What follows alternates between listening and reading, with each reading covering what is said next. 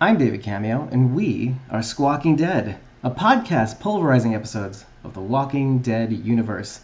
Sometimes we give you news, sometimes we make you laugh, but most times we go deep.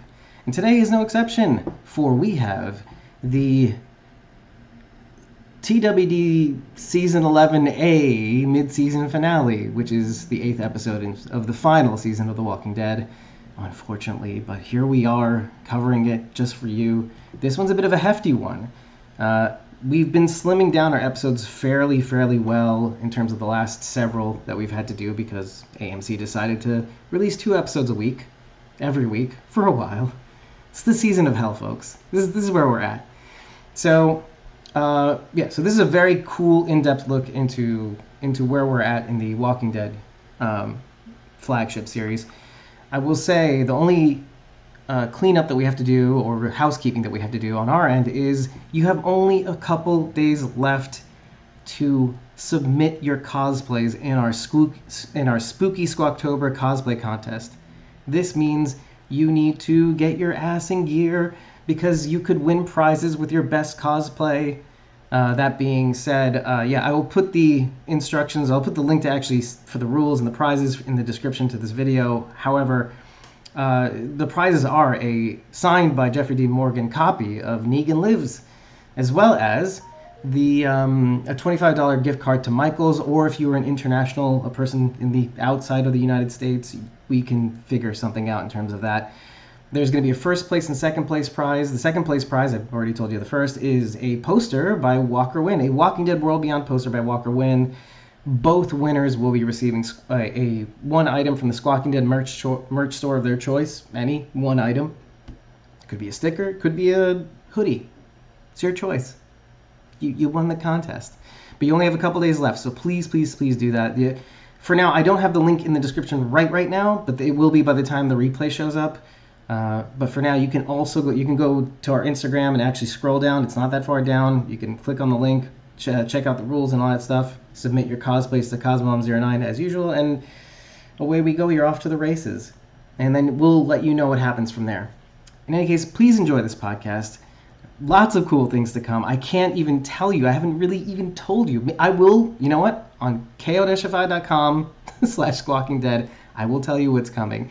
There's lots of things coming down the pike that we can't say publicly. So that's how you're going to have to do it. So without further ado, here is the episode. I will see you in the chat for those of you watching live. And if you are watching live, you can tip us during this premiere, and your message will show up in this video forever. So take care. We'll see you soon.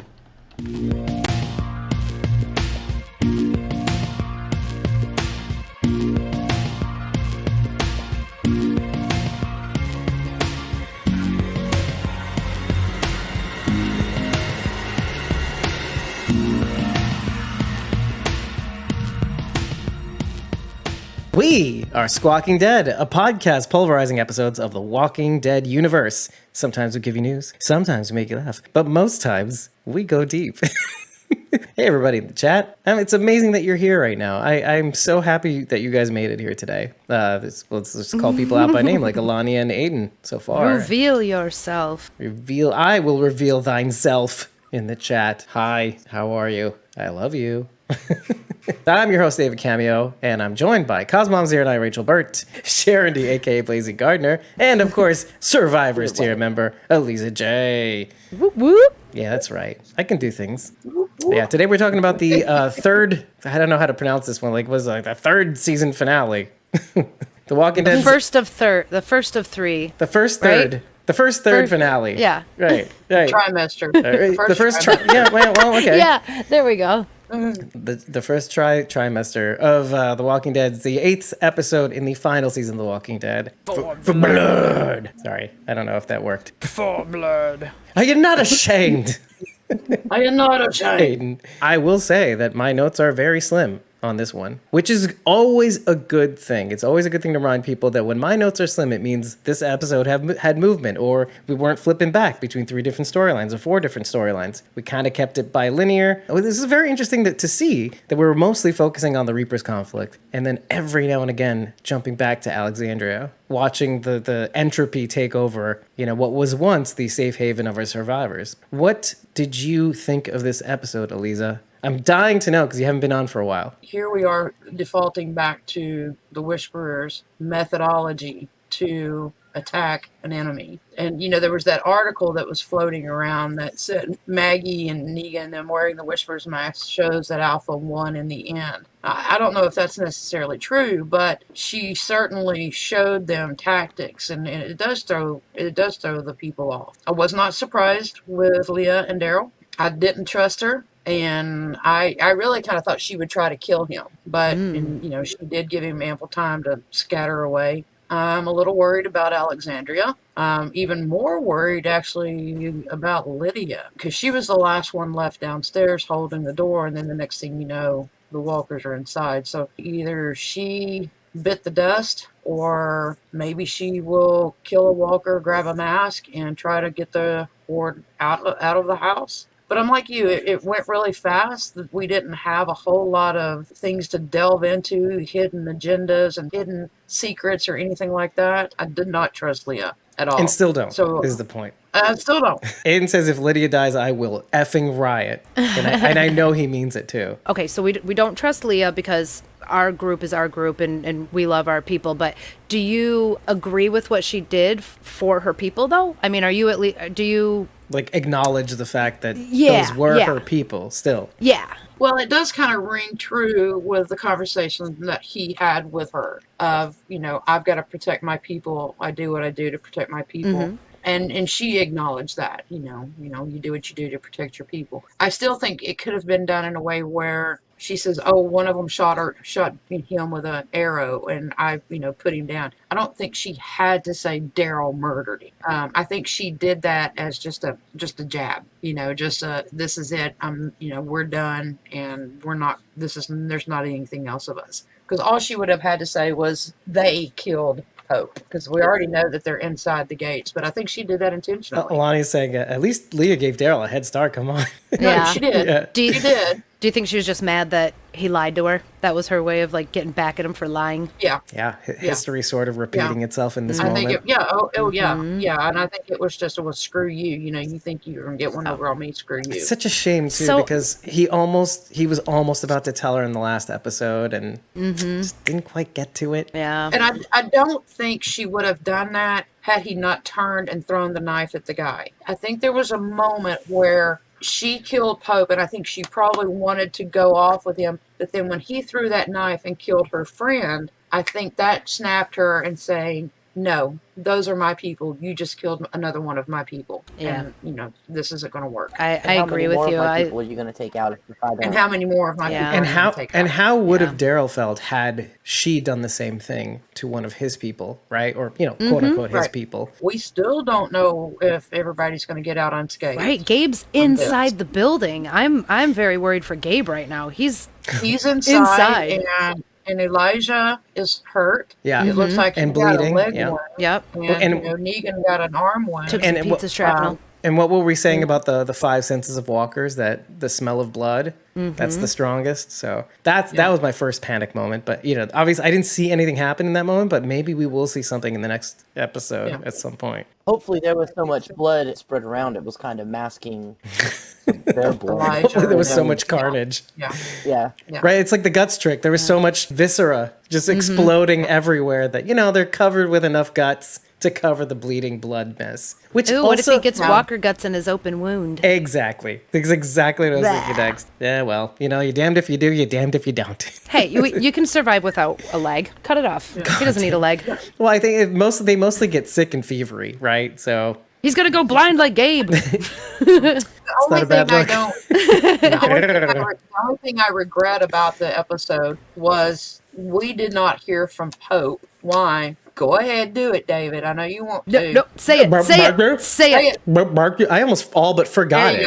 at this point. I wanted to hear from Pope Yep. why he was so hell-bent on Yes. Maggie. Me too. And I was hoping that was going to be the setup when they were in the room talking, that she did it. I really wish Daryl would have said, What'd she do? What the hell did she do? Yeah. That has made you so angry. I'm We looking may at still Charity, get yeah, that. because I want to see what. We may still get that because Leah is the new Pope, and she will be carrying the same grudges that Pope was carrying. So chances are we are still going to find that out. Here's my opinion on Maggie telling this story is it's going to be Maggie's version. I want to hear from the Reaper side what happened. I mean, I'd like to hear both sides because then we can kind of piece together what's true. I have the feeling that it's going to come down to Maggie and Leah. Just the way they were looking at each other over the walls. Maggie was giving Leah the eye, and Leah was looking back at her dead on. And I think And right then is near that the gonna, end, yeah. And then is that going to what is that going to create between Maggie and Daryl? It's just an extra layer of how is Daryl going to react to this? Kind of what I said earlier. Like, how would Daryl have felt if Leah was the one tossing the knife in Maggie's direction? Taking her out. It's same. That's the same thing to her. And I know that Daryl is one of our guys. We're following him this whole time. He's the fan favorite, basically. I like what Aiden just said. The stare down between Leah and Maggie calls back down the stare down between Maggie and Carol and Alpha. Carol and Alpha. Yep. Yeah. I said Maggie is the new alpha. When Negan and Maggie were having that conversation on the stumps, he said, "You guys went in and killed my people who had families. How do you think Aaron got Gracie?" Yeah. And so it's that whole Family, we too, get to found see family. it from the other side. I agree. I want to hear, whether it's from Leah or somebody else there, Carver or. This is completely contradicting what I said during the last episode when I said don't humanize our enemies. Yeah. I kind of talked about this in the beginning of the season, how it's leading in this direction of everybody's got to kill everybody. Everybody's got to kill everybody. And, normally, Rachel, I know you agree. Even if it's a preemptive strike, you've said on this show many times, you got to kill them before they kill you. Even if, they're not trying to kill you, you still got to kill them before Yeah, I get it. Okay. Kill 'em all. You're a murderous son of a bitch, but still. Get shit done. But then, the Commonwealth is coming, and the Commonwealth is the exact opposite, which is not a bad thing in a sense. Bringing in humanity doesn't sound like a bad idea because civilization, being civil, creates societies. But then these two things are going to eventually collide. At some point, it appears in the opening credits that the Commonwealth does go to Alexandria. Kind of like the comic books, I think. That's what it's looking like. I'm a little concerned right now, not so much for our group dealing with the Reapers as I am what's going on in Alexandria. This could be the lead up to Aaron's death. I kind of wanted to bring in the whole highwayman thing again because it's always good to remember Carol kind of getting Aaron to stop, and then also the idea that, okay, what if the Reapers, and I'm just throwing this out there. You look at Carver, just early in this episode, when Daryl just merely suggests, hey, I could take my bike and lead this whole thing away, right? Oh, was it his bike? Did he say his bike? I don't remember. I think he brought he his just bike said up. he He could just said he lead could him lead back. him away. Yeah, something like Right. that. I could Double hop back on, and- double back, right? I'm like, here I am thinking, oh, the bike, from season 6 and all those other seasons where he took his bike and led the horde away. Anyway, and then Carver says, yeah, if you don't have balls. Yeah. But which goes to show, these guys, they are just in it. The apocalypse represents to them this constant state of warfare, which they are accustomed to. You could say this is the best thing that ever happened to them, even though we're slowly just starting to see that the natural conclusion is what kind of happens to Pope. Throwing Bossy into the fire was the first time he's ever killed one of his own or sacrificed one of his own. First of all, for no reason. And second of all, you see him do the same thing with Paul Wells. Openly willing to sacrifice his people to prove that they are the chosen ones in his kind of weird logic. He's the Jim Jones of the apocalypse. Wait, Teddy or Teddy or Pope? No, Pope. I mean, but okay, let's talk about that because I don't see him as charismatic. Jim Jones relied on his charisma purely. This guy's got some strength, tactics. Pope started with a crew, and that's who he's been with all these years. He's lost some people along the way, but I didn't get the impression that he was taking in new recruits. Imagine Pope's people, let's say, and it's going to have to be without Pope, and it is. Imagine they just meet up with the Commonwealth and see that, oh, it doesn't have to be this way. Well, what happens to the Reapers? I don't think they could assimilate. I don't think so either.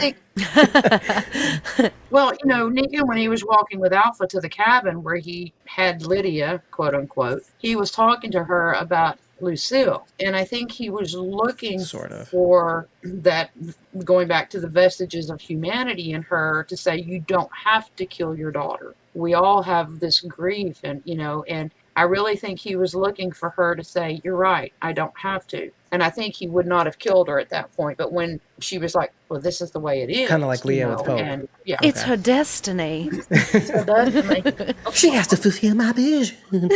I think they have become too polluted by always thinking someone's their enemy and always killing. By being in that get constant what they warfare can get. mentality. Plunder and pillage. Plunder and pillage. As a way of life, not as a means to an end. That's the difference. Like, I mean, as a soldier, you are taught that you are a weapon, that's what you are. You are trained to kill. Yours is not to ask why. Yours is but to do or die. That's the motto. And so what happens when you take away the do or die part, like meaning doing what you're told? Okay, then Pope is in charge. And then Pope, what's his authority? Not the U.S. government. It's God. God.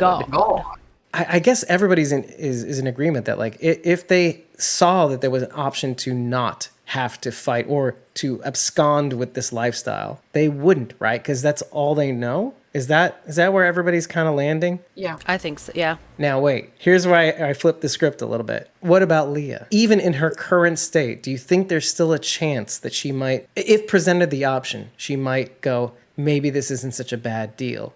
I care about my people. I want them safe. I don't know. I'm throwing it out there. Absolutely. She just brought up the idea of her and Daryl staying at the cabin again. I think she is thinking about what life without the Reapers would be like. But that was also before she found out he lied. Well, not like without the Reapers necessarily. But like, let's say she's in charge of the Reapers, right? Yeah, I think so. What does it look like for Leah to be in charge? And then to also have to partially, let's say, make that, or at least present the option of, hey, this Commonwealth shit, I know they're pretty hokey, but... When she killed Pope, she had the opportunity to stop it and to say, no more fighting, no more killing, no more dying. Let's try to see what Daryl's talking about with his people, and food and stuff. I don't think any of them would have gone along with her. That's kind of what I was angling for. I don't either. Yeah. I think they would have killed her. I think even if she presented, they would not go along with it. They would override her. Now it's not only because Pope marked Maggie, now we're on a revenge mission. Now Leah marked Daryl. As far as that goes, do you think that she is going to go on an active sort of mission against, same kind of mission that Pope is against her enemy, let's say? I have been thinking about that all afternoon. And here's the thing. I think she has to. She just told the rest of the Reapers that Daryl killed Pope. They are going to expect her to go and avenge him. I don't know if she's going to go into it wholeheartedly, but she's going to have to.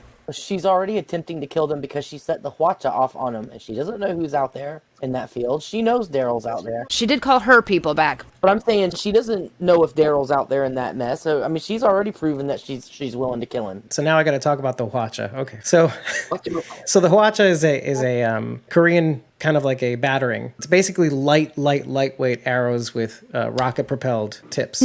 So what the object is you put them in a high place at least a 45-degree angle, has a range of about 100 meters, and it's really for sieges, for defensive measures. They have been used in naval attacks, but like typically they're used in sieges to kind of propel the enemy backwards, so that you can actually fight them off and maybe stand a chance. This is why I'm a little torn on what might happen next, because if it is a defensive move, and notice that Pope doesn't use it until they're inside the walls or kind of breaching the walls, right? Or wants to use them as soon as they breach the walls because he knows it's going to happen. But Leah, I'm thinking kind of what you guys are thinking. I think there's a little bit of a defensive warfare thing. She's like, you know what? Let's send them a warning. Daryl knows what's coming, so maybe he'll warn his people and get the F out. But then what happens after may be something resembling what you guys are thinking. Heavy is the head that wears the crown. Oh, now you're going to understand the pressures that Pope may have had to deal with in leading his people into the apocalypse. Kind of reminds you of the mural in the tunnel where they turned on the king. Oh, the people with the crowns that Daryl was looking at? Yeah. Yeah. Acheron Part 2. Yeah. The privilege in society, etc. They get to keep their crowns in the apocalypse, even though they're homeless. Sort of, yeah. But like here in this scenario, it's more like you have these high-minded ideals about saving your people, but like even some of us have even said, Pope's not wrong. Pope/Negan, not wrong. I mean, you got to kill everybody before they kill you, that sort of thing. Don't give them an opportunity. We might see Leah break bad. There's also a chance she might come to reason. I don't know. I don't think it's going to be as cut and dry. And the show is not going to make it that way. Lottie says, we run into the fire. Are you not ashamed? I am a little sad that we don't get to see Richie Coster anymore. I am too. And where's Dog? Where's Dog? Oh, Dog's dead. Where is Dog? You shut your face. Shut your face. Where Dog is is- Dog? You know they replaced him Actually, like 3 this times is- in the show, right? Nuh-uh. This is what kidding. No, they didn't. I'm I'm like, what are you talking about? But what if they did? And you'd be like, Yeah. oh, okay. It's still 7. Yeah. Maybe Gabe The will rest find of the Dog series wherever. is just going to be Dog deciding who he's going to go with. He better damn well go with Daryl. That may be a good question to have. Yeah, you're right. Who does Dog go with? Daryl or Leah? Oh, the pisser of But the rest of the divorce. series is going to be Yeah. Dog deciding who he's going to be with. Yep. That's when I stopped covering The Walking Dead. It was just like, you know what? Not interested. We found Connie. Now where's Dog? No, you know what? I think I know where Dog ends up. He ends up with Virgil and they just walk off into the sunset. Yeah, that's right. Aw. Nobody gets Dog except for Virgil. Right, Aiden? Virgil fan club. Daryl. Whoa. Dog runs away and leads Daryl to Michonne. Oh, hey, that's a great idea. Aiden's got a rant here. So Pope mimics Shane, losing himself, going insane. That's it. That's a good parallel. Okay. Sorta. I don't. Shane doesn't strike me as anything but practical. Shane goes crazy. Well, the foundation of his motivations is practicality, but also his desire to keep Lori too, and Carl as Yeah, his that's family, what makes right? him crazy. But also his logic is foundational. Like, okay, you got to get them before they get you. Blah, blah, blah, Yeah. blah, but I get it though, Shane. Lori makes everybody crazy. I think Pope is more in line with the governor on insanity. yeah. I mean, one ordained by God and the other ordained by himself, I guess. So the Commonwealth very much mimics Woodbury. Yeah, we talked about that. Like advanced Woodbury, advanced Alexandria. Okay. Well, because of the governor, I also kind of contributed to that. With Lance's introduction acting like the governor, and Pamela being called the governor, right? The Ferals and the Cannibals like Terminus. The Reapers like the Claimers. Would you say I wouldn't? I don't know if I'd say that. I think it's similar in the fact that Daryl joined them. Daryl joined the group in the same way. But they're like the exact opposite mentality. The Claimers were all about anarchy. And mind first, individuals rather than like Reaper was a collective thing.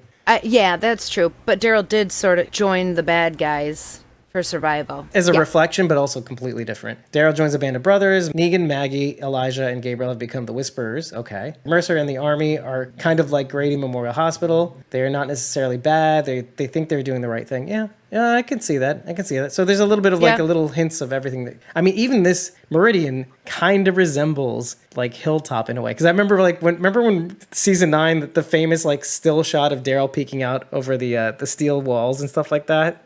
Of Hilltop. To the audio podcast, I'm pretending my hands are the walls and you have Daryl looking off to the side. And I'm going to put a picture of it right now, obviously, on the YouTubes. And then you kind of see that here. You see like the Reapers peering over the walls, and Daryl again, callback.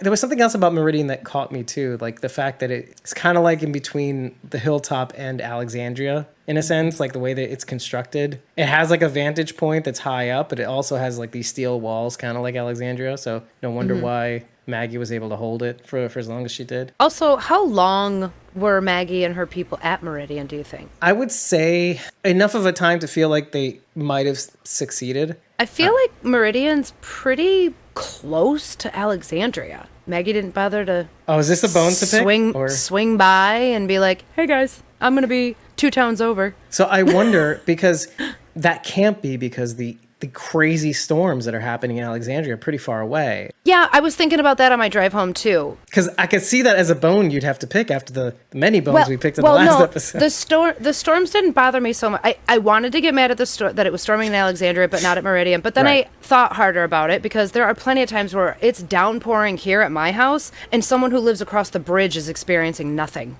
And we're in the same town. So storm patterns aren't really, it could storm here and not 2 blocks over. Yeah, on the eastern seaboard, technically, I mean, in large swaths, the storms kind of gather. And so there's not really like pockets. It's usually like big masses. So wherever they are, they have to be far enough away for that pattern to not reach them, I think. Just my experience on the East Coast. I think it's a decent distance away. Right. But Either way, far enough away. Right. But I don't think it's like a state away. We do have a guideline. In fact, I had said, hey, Maggie, what's the rush in the first episode? Actually, I have to say for this season so far, it's kind of great that we get to kind of keep flipping back and forth after seeing new information. You go, oh, that explains that. Or that kind of gives me a little context to that. So I guess Meridian is not a week away, but 3.5 to 4 days away, maybe even 3 days, which is why they have to kind of make tracks because it's that far away. Meaning, it's probably a decent click away. Yeah. You're talking about maybe 100 miles. It's very possible by foot. We got to remember that they also took that little detour. Well, they were on their way to Georgie's secret spot on the way too. I don't know how much of a detour that is and how it would affect the travel, but well, and that was supposed to be like a too. fail-safe too. Like they weren't really supposed to go for that. They were supposed to go for Meridian, I think, right? Right. Right. She had gone from Knoxville to wherever. Which is far, Meridian, by the way. Which is, yeah. I wish somebody who had time and didn't do anything else in their life would sit down and make a timeline. You mean the Map Sisters? You mean the Map Sisters?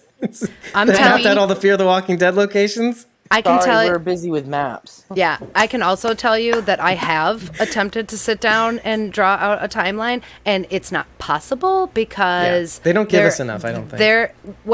It's wrong. It's wrong. It's that's more what it comes wrong down than Fear to. the That's what Walking it Dead. comes. Yeah, that's what it comes down to. The only time they've ever given us any time reference was in Find Me. Sort of. And it's not here's as much Negan. the time. Yeah, it's not as much the time as it is okay, if you really wanted to plot out the locations, good luck. They're not even filming in the same state, so anyway. Yeah. There is a Mount Meridian. It's in Virginia, isn't it? Yeah, it's maybe 80 miles from Washington, D.C., which is where they were in the subway, right? In Alexandria, right? Yeah. So about 80 miles southwest of Washington is Mount Meridian. And then another, say, 150 miles southwest of that is Knoxville.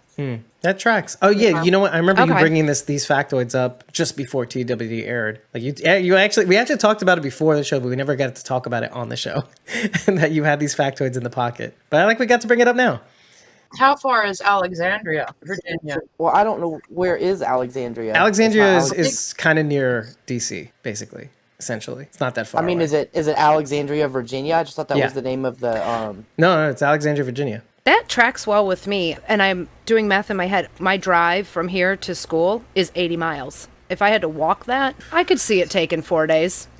Yeah, because the whole logic being it takes 3 or 4 days to get there, 3 or 4 days to get back. So we got to be quick. Yeah, Alexandria is a suburb that is due south of DC. Right, exactly. I've been there. Mount Meridian is kind of west of Alexandria. Right. And then Knoxville is a southwest. We're also assuming that Meridian is Mount Meridian. We don't really know. This is the whole point. We don't really know. There has to have been some kind of a communication with Maggie. Otherwise, how the hell would Carol have known to have left a note at a particular spot that Maggie would have found it? Thank you for bringing me on track, because obviously the note was a preordained spot before she left or something like that. Or communication with Georgie happened through these notes, so that's how they just kept it up. You see hints of this also in the beginning of season 8, where they leave notes in certain mailboxes for the other communities to pick up, so that it's not unusual for them to develop some sort of system. Between you and Rachel, you brought me back onto a topic that actually scared me when I thought about it. Because, Rachel, you asked the question, why all of a sudden Maggie comes out of the woodwork right now? Is it because of the letter? Why? But why now? Well, it occurs to me that kind of now is when they lost their community. It seems like recently Maggie lost her community. You can see in the way Elijah's still looking for his sister. You can see it with them recently finding some of the people that they know from Meridian out in the wild. They must be coming out of the building or the area where the Reapers must have undoubtedly kept them, I guess, or something like that. And it strikes me that the Reapers, after Maggie's people lost their settlement, Maggie's people got separated. Some of the people went to a nearby building, and the Reapers probably maybe went after them and then boarded up, because the door was boarded up. Boarded up the door from the outside. That's right. So it strikes me that these are the kinds of people that will go after people who even think about coming back. This is something we talked about in the last episode. So what made my heart sink was that kind of came back for her family, her old family. But I think she came back to help her current family. So two things that make my heart drop are, and this might come up, she didn't come back as much for her old family as it is for her new family. And this is the second thing. And so that makes my heart sink from like an OG Walking Dead member. It sucks that she's gotten to the point where she's emotionally withdrawn, at least from out there, to reach this point where like she's more pragmatic than she is sentimental. But then what makes my heart drop even more is to think that now that she is here and now that she is kind of coming online, she's going to realize when the smoke clears, she's going to have that kind of PTSD of like, I just lost all the people that from Meridian. I lost Duncan and the other one. Agatha. And Ross. Right. Cole. Say the names because I don't remember them for some reason. And Elijah's sister. Possibly Elijah, yeah. And Teresa. Yeah. Did we get Elijah's sister's name? Just Elijah's sister. That was heart-wrenching scene. Oh, God. Finding Elijah's sister? Yes, I just cried. I was pretty like, sad. oh, shit. I wanted to be more sad. Can you imagine? Yeah, well, because you don't. I felt bad know that I her. wasn't. Yeah, I felt bad that I wasn't more sad. I didn't feel super connected to either one of them just yet. I mean, it was sad to put myself in the position and think like, what if it was my brothers, or my sister? You know what I mean? Sure, yeah, that's sad. When I'm thinking about, oh, poor Elijah, it was hard for me because I don't know. Yeah, I'm just not super connected to him yet. I think it was the whole, we couldn't see his face, but you could hear him. And knowing Whimpering, that, yeah. and knowing that what he and Maggie were trying to do, and the others at that time of trying to lure the horde, he could not do anything. Right. Yeah. That's the hardest part. That was the hard part, Yeah, I thought. I think that was the hardest part was watching him have to hold in the emotion when you knew all he wanted to do was break down. That was hard to watch. He couldn't give her mercy. Or comfort, right? Here's the thing: he could have a little. Not right in the moment though. The other walkers would have been like, "You can't do that. You're not a walker. I'm gonna bite you now." Like you mentioned a little bit ago, like Elijah seems to be having a hard time. Like now the shrapnel is jammed in his everywhere, basically, and I don't know. It seemed to be close, his leg, his arm, whatever. And then I see Negan, pick him up, and so I thought that was kind of cool. But then I'm just thinking, like, this guy and even Maggie are having such a hard time. Like all of their people are dead. It's like, okay, if we cared about Jadis more, seeing all her people in the meat grinder, okay, that's one thing. But then like slowly having them picked off after trying so hard to stay alive, like that's got to have some consequences. And I don't think they're ready to kill Maggie off the show, even though I know there are so many of you, and I know who you are. I'm staring into your soul.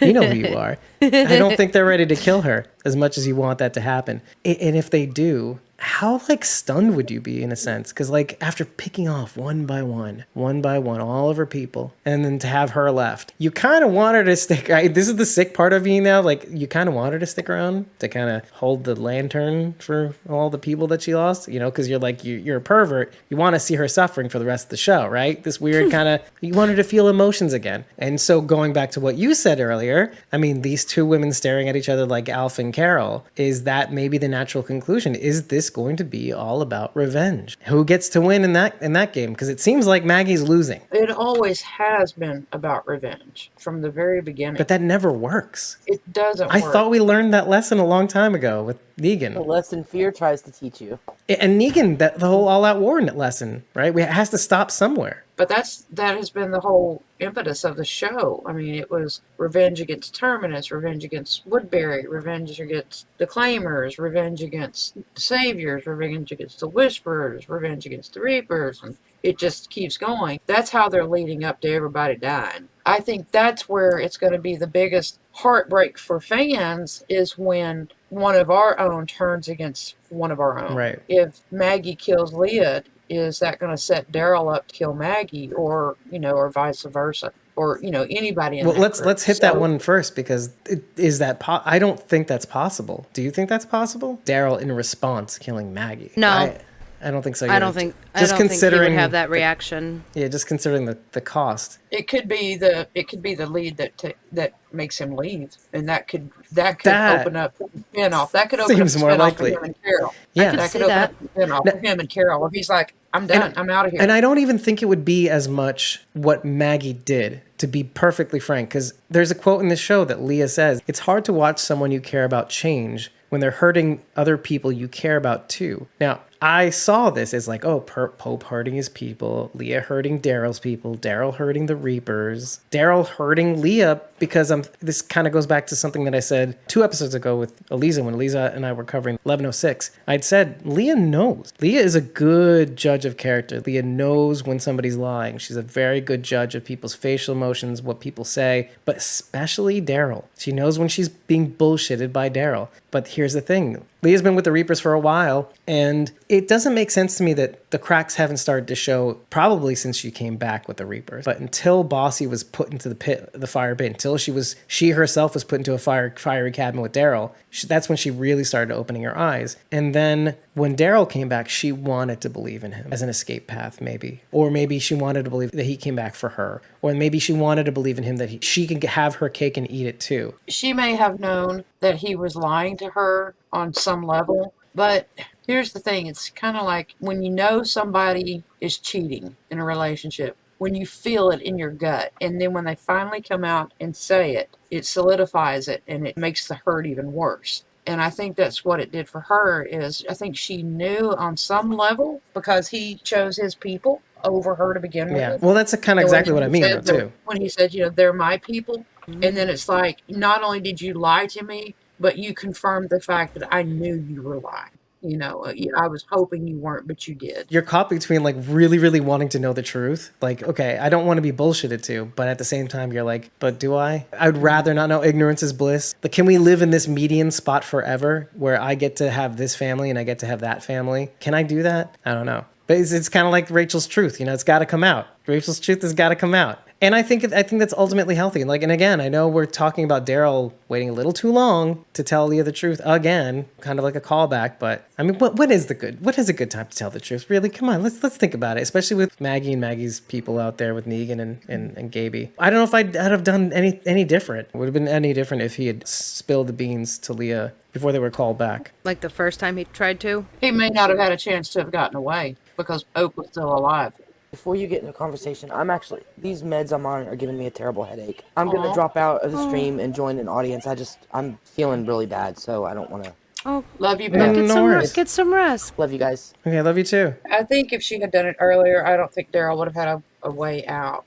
I think she would have spilled. So what do you mean by that? Had she revealed it like just after Daryl put down that woman from the family that they spared? That's when he was about to spill. Yeah, I know he was trying to, but I think she would have turned him into Pope. Oh, okay. You really think so? I thought we were all in agreement though. Like, I think the reason why she lets him go, gives him a head start, was because of that relationship. There's 2 halves of the reason why Leah is turning against Daryl. One, the putting down of the other Reaper immediately. This is something like we see with Morales when in season 8, when it's just kind of like, Rick is having this conversation with Morales with this morality question with Morales about, the Saviors took me in, blah, blah, blah. The thing that Gimple tried to do to kind of show the other side of the Saviors, by way of Morales. It didn't quite work, but still. Right. But Daryl kind of sneaks up behind him and goes, boop, you're done. But like without hesitation. Yeah, I always hated that asshole. But I think the other half of that equation, though, is Daryl, first of all, waiting and lying for so long while hanging out with the Reapers. And then what was the whole purpose of that? He says to protect his family. So yeah. I ask again. I'm not saying you should agree with. I don't know. But I'm not saying you should think otherwise. But I'm saying, would it have been different at least if Daryl had fessed up before they went back to Meridian to face off against the Horde? It would have been different. It would have been different. Would the outcome have been the same, though? That's the question. I think it would have been tougher for her at the very least, right? Would he have been able to have convinced her to just not go back to Meridian and to just leave from that house? If he could have done that, then maybe. You had said earlier, part of you was like, because of the outcome, I don't think that was even possible. Or like you said something, you used the word, and I can't remember exactly what it was. Biatch. Yeah, there you go. Even Angela Kang said there's that level of toxicity within their relationship. Of Daryl and Leah, okay. And that she made a good point, and I will stand by what she said. Angela Kang? They will never choose each other over the people that they have loved and fought beside. Because they were like literally the same person. Just as Leah tried to get him to choose that day in the cabin. Yeah. and he didn't, even though he changed his mind and went back, he didn't. She's not going to choose Daryl over the people who have been her family. And that's why she turns on him and says, hey, he did this. She did that because I think she wanted her guys to kill him. She didn't want his blood on her hands. So she betrayed him. Leah and Daryl are like Romeo and Juliet right now. I was thinking that, like, after I watched, but it's worse than that, isn't it, though? Yeah. It's like a Romeo and Juliet that hate each other. Because they're adults.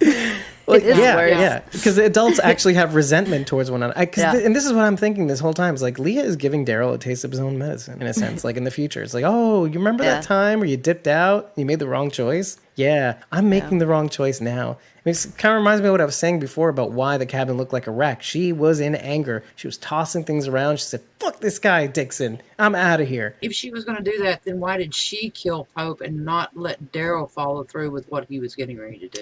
I think because they're two mutually exclusive things, right? I think Leah felt like she needed to be the one to do it. Like, it was going to happen and she wasn't going to let Daryl do it. It had to be her. Is a good mirror, like parallel to what happened in the last episode, right? She couldn't kill that woman, but she can damn well kill Pope. But she can kill Pope. Because it has to be me in this instance. And imagine how weird and awful it would be for Daryl to do that. I think it would make... Is that kind of like putting down your rabid dog? Oh, yeah. Tick, or not rabid, I guess, necessarily in Pope's case, but, you're traumatized. Well, talk about a dog, a rescue, and then comparing that to Pope and PTSD, and it's a shame. And literally, he was foreshadowing. He's spooky beta shit, everybody. Spooky beta shit. Pope literally described his own death. It took a bit to strangle him. I mean, literally, he took a knife to the neck, and he was still stumbling around while bleeding out. I think you're right. I think they are star-crossed lovers. A little bit of Romeo and Juliet with a whole lot of poison mixed in. Yeah. I think they do love each other, but they love their families more. Yeah, this is like the fatal flaw that's built into Daryl Dixon, and I, by way of that, got Leah as well. The same concoction, and it's that Daryl has this thing where he cares more about everybody else, his family, than himself. Period. It makes me a little bit mad, all things considered. When you've lived a life not for yourself already prior to the apocalypse, you probably lived your life just to survive. When everybody told you you're a dumb hick, nobody, idiot. And then you move into the apocalypse where you have a family and it's great. And you have people to live for. The trajectory of Daryl has always been, I fight for my family. I do this for my family. I get captured. I stay silent for my family. I will cow to the powers that be to protect my family. But then I get to the point where okay, when is Daryl going to think about himself? When we were interviewing Mo Collins, one of the questions was, what does Sarah want? Mm-hmm. What does Daryl want? I think he wants his people to be safe. I'm like, I think Daryl would have a pretty similar answer to Mo's. I do. I think his main goal right now is making sure everybody is safe and I don't think Daryl thinks much about himself. I don't think he did before the apocalypse. I don't think he does now. I don't think he had the luxury. Period. Yeah. Whether it was because he was treated like shit or... I think that's his true heart. I think at the heart, he is a person that we would call the soul of a servant. He wants to help others and ensure that everybody else is taken care of and safe. And in doing so, he finds happiness and contentment in that. What you're describing right now is the kind of the tragic story, is because the one person that can give him full contentment, he is rejecting because of this. What was normally an asset is a fatal flaw. I don't know that she's the one that could bring him contentment. I think. He just has to say the word. I still think that there was more. He just had to stay. Put it that way. They bring it up in this episode. Leah was his first. Yeah, you got to give him a little bit of a break. You just got a better, deeper vibe between him and Connie than I ever got between him and Leah. I wouldn't even say that, but I would say it was ezy. It was easier. Yeah, and there's something to be said about it. It's less about intense. Easy. Yeah, there's something to be said about easy. Yeah. Yeah, I 100%, 1,000 billion% agree, because that's kind of what I have right now. Yeah, I'll concede to that point. But here's the thing: who's to say that Daryl with Connie, he wouldn't do the same thing? He would deny himself in order to save his family. Granted, Connie's not an ex-military, with PTSD on that front. fine. But wouldn't the outcome be the same? Connie storming off in resentment, regretting the day she ever laid eyes on that motherfucker, Daryl Dixon? Well, yeah, if he shows up at Alexandria with Leah. Because, I mean, I keep thinking about what other people want, what I, as maybe a survivor in that camp, would want for Daryl. Like, I would want him to be happy, and yet he denies himself for me. Fuck you, dude. Fuck you. I want you to be happy. So start living for yourself. Carol says this. Carol says this when it comes to Connie. She says, dude, come on. Life is too short. Tell her how you feel. Yeah. Well, what do you guys think about this? Like, am I crazy? Like, because when I think of all of you, I want you to be happy, but I'm for damn sure going to try to make myself happy. Well, I mean, what I mean? who are we to say that Daryl's not happy doing this? Some people find their happiness in the happiness of others. Right. I mean, yeah, but Daryl didn't have a great life growing up from what we got just in the bits and pieces. You know, it was very abusive and things like that. And Merle wasn't the best big brother. Right. And I really think that Daryl, he is the tragic hero, but I do think that he gets happiness from taking care of people. Mm-hmm. I think he finds happiness in Judith and in the kids and making sure they're safe and they're happy. I don't think he feels like he has to have someone. I think the experience of being with someone added another layer to him that he probably is now thinking, fuck, I never should have done that to begin with. I should have just stayed away from her cabin and quit throwing fish at her door. Should have saved the fish. I don't know that he thinks that, but I will break even and just say, what does someone like that know? If I'm happy just doing this, what's wrong with that? But I think again, the response to that response is, nah, dude. There's more to life than just that. There's more, and you ought to take it. And to deny yourself that is to bring on pain. I think that's really the answer. I'm not saying that that's wrong. I'm just let's make the distinction. I'm not saying this is right or wrong thing. This is about well, first of all, if you continue to deny yourself the happiness, you are in turn in reflection denying somebody else that very happiness. You are denying a connectedness that is to be that you are forcibly interrupting. And when people see, I mean, look at Leah when she detects that Daryl is off and she feels like Daryl is not quite telling the truth. She's challenging it. How do you think she feels when he's denying himself her? So of course, when you feel like somebody's not being completely honest with you, you feel like something's wrong and you feel sad. There are times where I feel like I can't tell somebody something because of whatever, whether it's a surprise party or if I feel like I can't be completely honest, I feel shitty around them. I don't feel good about myself around them. I don't feel good about them when I'm around them sometimes. It depends on how I'm feeling about it. But yeah, when you feel like you can't be completely open with somebody, it just makes you feel bad. But you have to think too, Daryl has seen relationships throughout this apocalypse and they don't end well. Right. We talk about this too. You know, and the one person he had the very closest connection to, he thought died on that bridge. Oh, but you know, and then he felt he saw, you know, Glenn and Maggie, and he felt responsible for that death. And then, you know, he saw Lori die, and then he saw the other Rick's chick, Jesse Anderson, right? Okay. Yeah, and he saw, you know, Abraham die, and that was, you know, Rosita and Sasha's love. I think he has just seen that there's just so much death, and you know, Michonne always said, "Anger makes you weak, Anger makes you stupid. Anger makes you stupid, and stupid gets you killed." And I think he thinks that about love. Love gets you killed, period. Occam's razor. Well, hey, he's not wrong. He's not wrong. Well, at least the evidence points to, right. Yeah. Love, on the show, right at least. now, Daryl has a broad vision of the whole group. In the apocalypse, and anyway. I think if he gets too deep in a relationship, he'll have those blinders on and he won't see the peripheral of what's coming at him. Yeah. In the apocalypse, anyway, love does make you stupid. We can go all the way back to season 2 when Glenn is talking to Maggie, and the first time he goes out after she tells him that she loves him, and he freezes. He freezes and isn't there to help Herschel and Rick when they're in the bar because he's thinking about Maggie, and he kind of blames her for that too.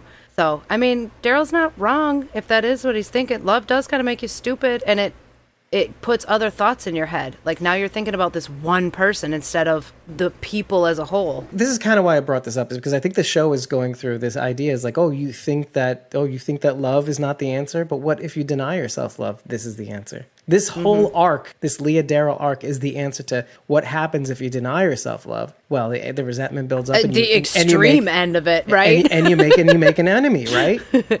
Yeah. Right. Which is where we come in and we just say, wait, guys, hold on. This is another philosophy asshole thing. Okay. you go a little bit this way, the show's going to make you think this. And if you go a little bit that way, the show's going to make you. So there's no going around it. You have to love. This is just one of those things. When you are in love, just be in love. That's okay. You're going to lose her or him or they, but you can't, it's going to happen. But hey, you're a human being. It's going to happen. This is just like contrasting the Reapers with the Commonwealth. Kill them all, kill all the motherfuckers. God said so. And then you go to the Commonwealth. It's like, come on, be a doughy piece of shit with us. Come on. Don't you want to? Don't you like TV? Do you like toilet paper? What are you, stupid? You have to think too. In Leah's eyes, Daryl has chosen his family twice. His family twice now Right, over his her. brother, then his family, right? And she's like, mm-mm. So, yeah, sort of passively the second time, actively the first time, like, okay. And to the point where, again, like, we Actively the second time, too. We have to see from Leah's eyes what it would have been like or Daryl's eyes even, what it would have been like if Leah was the one throwing the knife at Maggie and taking her down. Now we would understand what Leah's going through. I think it would have been a little bit more fun had he have spared, or at least given the guy a chance, the other Reaper a chance. Because I think Leah's looking at him and going, what makes you any different than me, Daryl? Kill first, ask questions later. Why did they come after me? Nothing makes him different than Leah, except that Daryl's on our side. But the thing that bugs me about this is that it could have been. Like, he could have held back. He could have said, killing the guy. Yeah, the one remaining Reaper on the roof. Yeah, I was trying to pay attention the third time I watched. He doesn't really do anything. It's not like he didn't reach for a weapon. He didn't like charge at that. He didn't do anything. He was just standing there like. He did have that squirrely panic, right? Yeah, like yeah, he was just like, what do I do? He didn't know what to do. He wasn't reaching for a weapon, but it's just like that Morales thing. Daryl just 0 to 60. And thinking probably mistakenly. This is like where the dummy Daryl comes in. Like thinking mistakenly, oh, of course, we're in love. She's going to side with me. No, dude, you just killed her father. Or you just made her kill her father, I guess. This is why I even asked the question of like, what happens if the Reapers come to the Commonwealth and realize they don't have to be this way? It doesn't have to be this way. They can be somewhat doughy pieces of shit. I don't know. Part of me thinks, okay, maybe some of them would peel off. I don't know. The only reason I say that is because they were this way before the apocalypse. They chose this life even during the real world. So they could have lived a doughy life, pre-apocalypse too, and they chose not to. So which is funny, like they made more money, but to do what? Right, with that money, right? It really wasn't about the money, right? As a merc. I mean, this is who they are. That's such a shame. This is their nature. That makes me so sad, but also makes me so scared.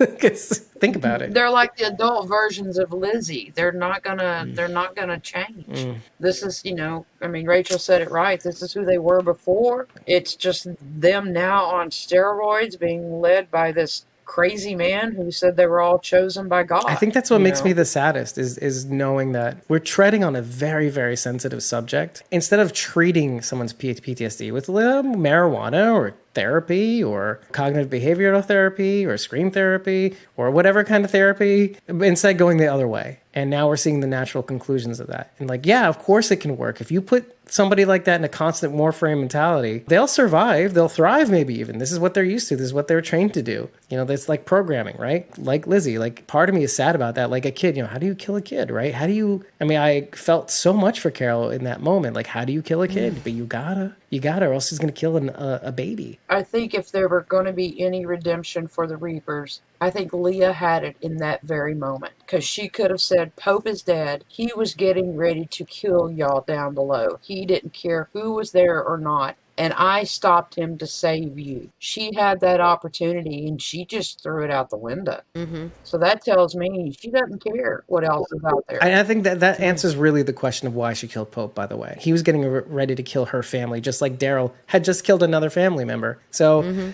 it really put Leah in like between a rock and a hard place. Like, no, you both are wrong. If I am Let me do it my way. If I'm the female version of Daryl in this scenario, first of all, you killed my family member. Go fuck yourself. Because B, this other guy was going to kill the rest of my family members. So what makes any of you right? And so I feel like we need to close the book on this at this point. This is what we do, people. Okay, I'm sorry. I apologize, but you came to us.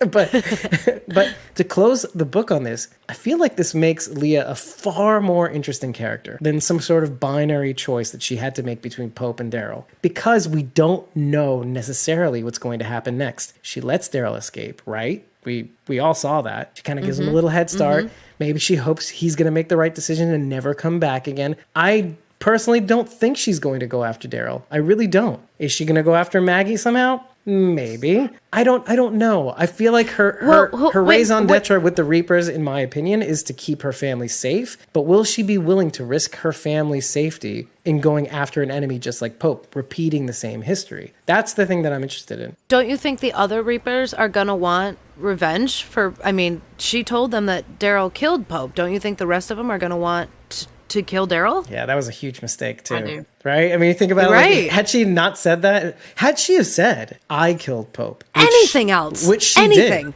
No, she should have said, I killed Pope. And here's why. Because Eliza was saying, he was getting ready to kill all of you. I know he felt like he was ordained by God, but if there's nobody else to serve God, then what are we doing it for? Right. That's not Should what God I have let him kill you? Yeah. No, of course not. So you're welcome.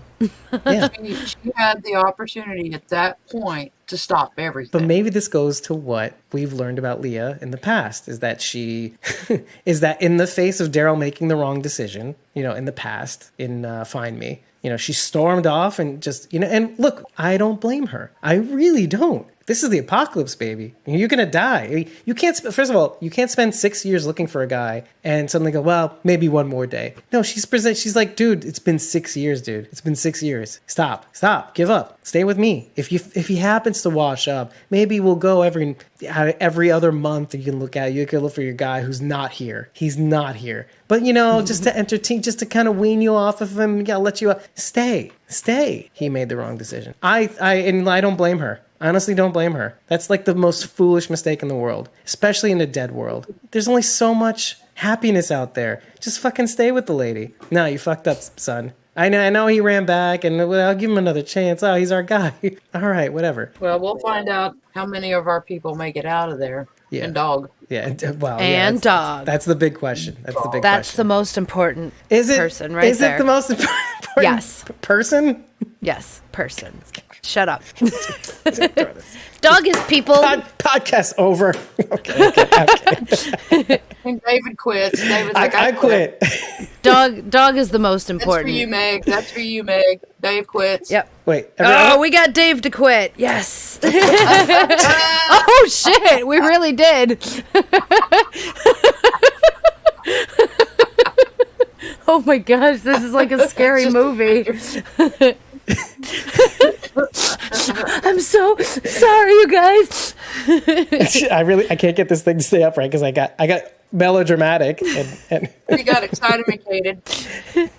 Listen, I embraced my drama roots and I decided to do some play acting. Oh God, how funny.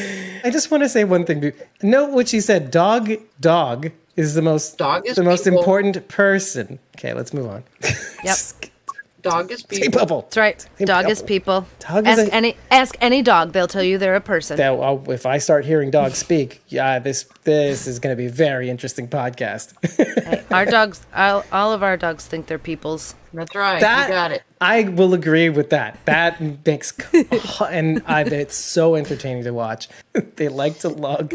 So we love it when kids get locked in basements and get eaten too. We love eating babies. And then dogs are people. Good night, everybody. Yes. This has been a great podcast. You heard it here first. Barrel eat babies. I wonder if all that footage is going to make the final cut. Could be shit throwing the camera, bringing it back up. At least you gotta keep some of it in. It's gotta get. You gotta. Right? Yeah. It was too good. It's never happened on the show, I don't think. And 4 years later, happy anniversary, right? I really enjoyed watching Rosita. Yeah, I think I was everybody worried did. about her going out there, but They bring a smile to your face like it's bringing to mind. it did. I mean, she really reminded me, and I think that's what everybody was thinking is when they saw the preview of that image in the doorway. Wow, it did remind you of Michonne.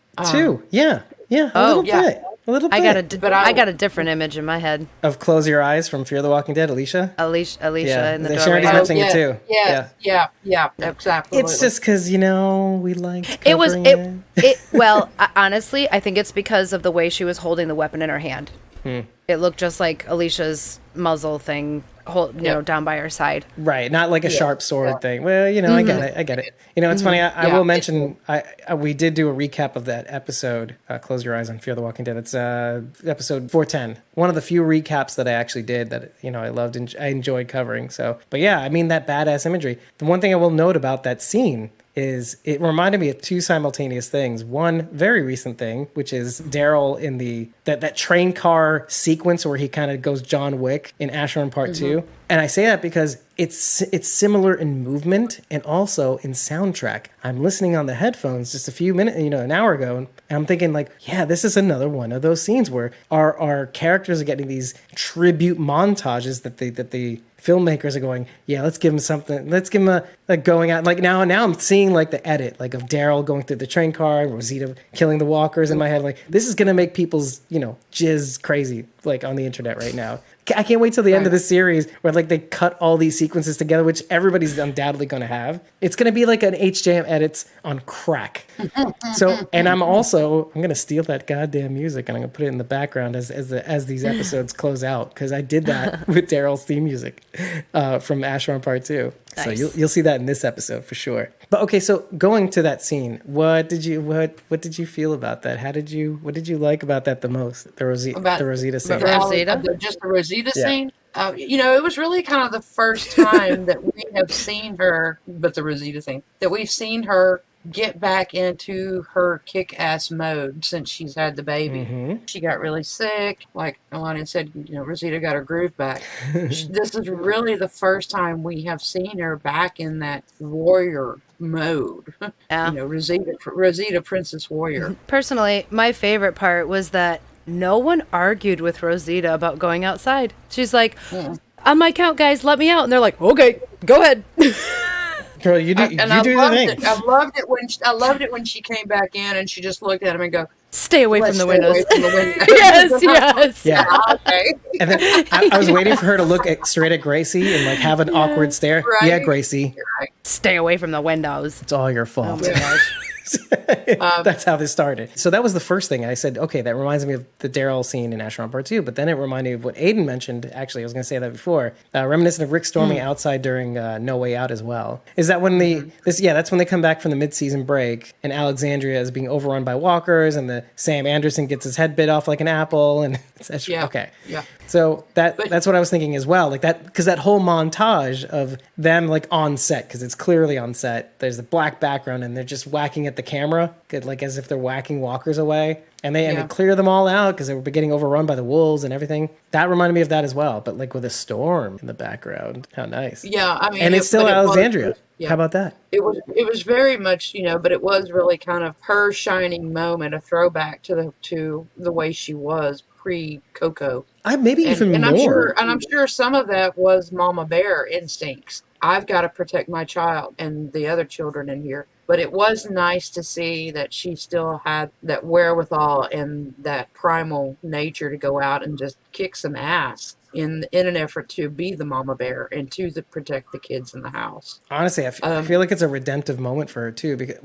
For both Christian Serratos and Rosita Espinosa, right. In the sense that because we kept seeing her train in the beginning of season 10 and she's all gung-ho and Gabriel is doing whatever and then you see her training. Gabe's taking care of the baby. Eugene's taking care of the baby. And what happens in the first fight scene that she has? She's squaring off against the most implacable enemy ever, right? Beta, right? And she gets her ass handed to her. She's taken out for basically the rest of the season because of it, and then proceeds to not feel well apparently. So it was nice to see that training in action and I think the fans actually had criticisms of like, okay, she went through all that training. Yeah, she went through all that training at the beginning of the season, and they practically threw that. What was that all that for? What was all that for? Oh, I got you. We never got to use it. Not really. And so, like, you know, having her come back and have the scene, it's kind of like, okay, all right. Oh, okay. Well, I mean, the math adds up now.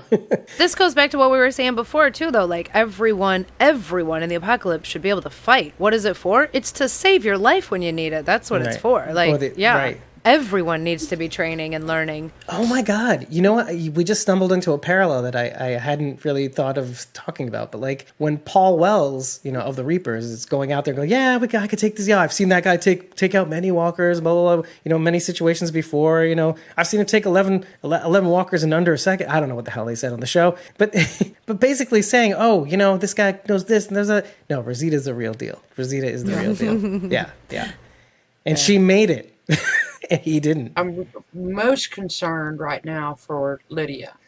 What is that about? Because I'm most concerned about Connie.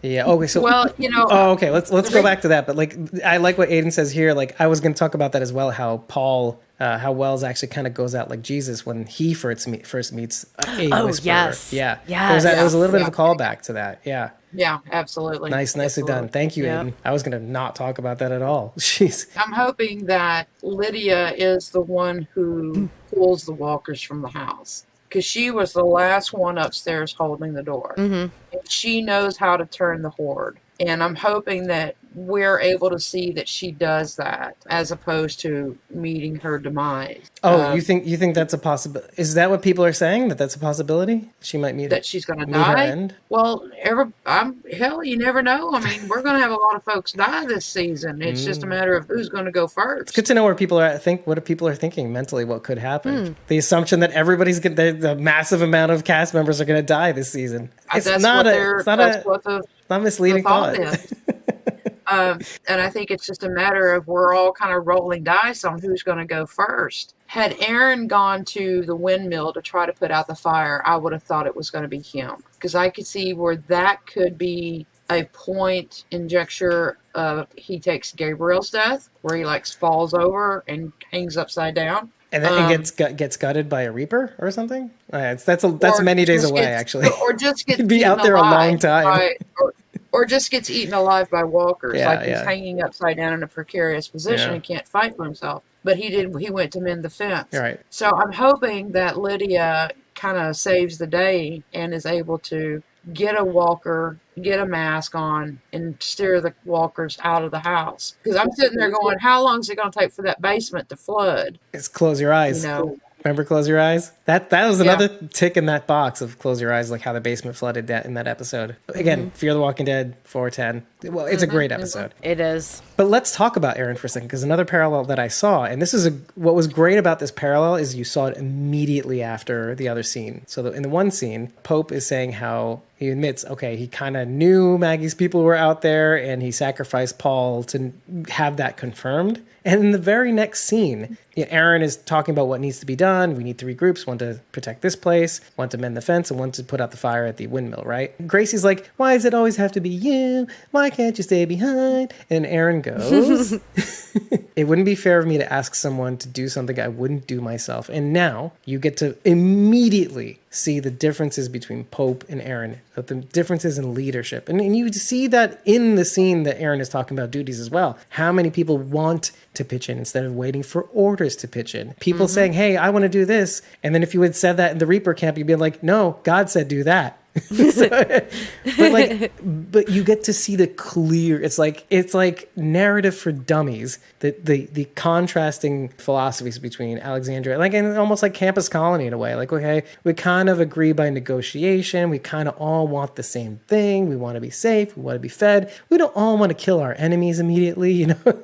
We don't regard everyone immediately as our enemy, but you know, we tend to be safe, we all want what's best in our interest. No, in Reaper camp it's kind of like, hey Pope, what did God say today? What? Oh, that's great. Oh, where do you want me to lick your boot? Oh, here? Of course. If that's what God wants. And Gracie kind of has a point, a little bit though. It's this weird thing where like, okay, well, listen, Captain Kirk, you don't always have to go on the away mission, you know? You're not supposed to technically, the rule book says, Captain Kirk, you're actually supposed to stay on the ship so you can run operation. I'm doing a Star Trek reference, okay? You know, if you don't mind, Captain, so, you know, according to Star Trek, in the captain's, you know, in the rule book, you're not supposed to go on the away mission, but Captain Kirk always went on the away mission. What the fuck? I guess, yeah, who's the hero? Why you gotta be a hero, Captain Kirk? Why you gotta be a hero, Aaron? But Gracie... Billy, don't be a hero. But but Gracie is kind of right a little bit, too. Like, why does it always have to be you, Aaron? Well, and I think, didn't Judith ask that to Daryl when they were having the Hilltop War? And wasn't she trying to get him to stay inside? Wasn't it when she gave him back his his vest with the wing on it? They had a conversation there. Something like that, yeah. Well, I guess they were both trying to convince each other to stay inside. I mean, I guess, stay in this house, Carl. It's a little callback there, right? There is a mirror reflection moment again. Gracie has it here in this episode, but Carol, I think, has the same conversation with Aaron not too many episodes prior when they're mending the fence. He has his little hammer time moment with the walker. Anyway, but like he's saying, yeah, you have one arm. What are you doing? You can't pull that you're just doing it so you feel like you're doing something, Aaron, but you're really not pulling that rope. Okay, you're not doing it. Do something else.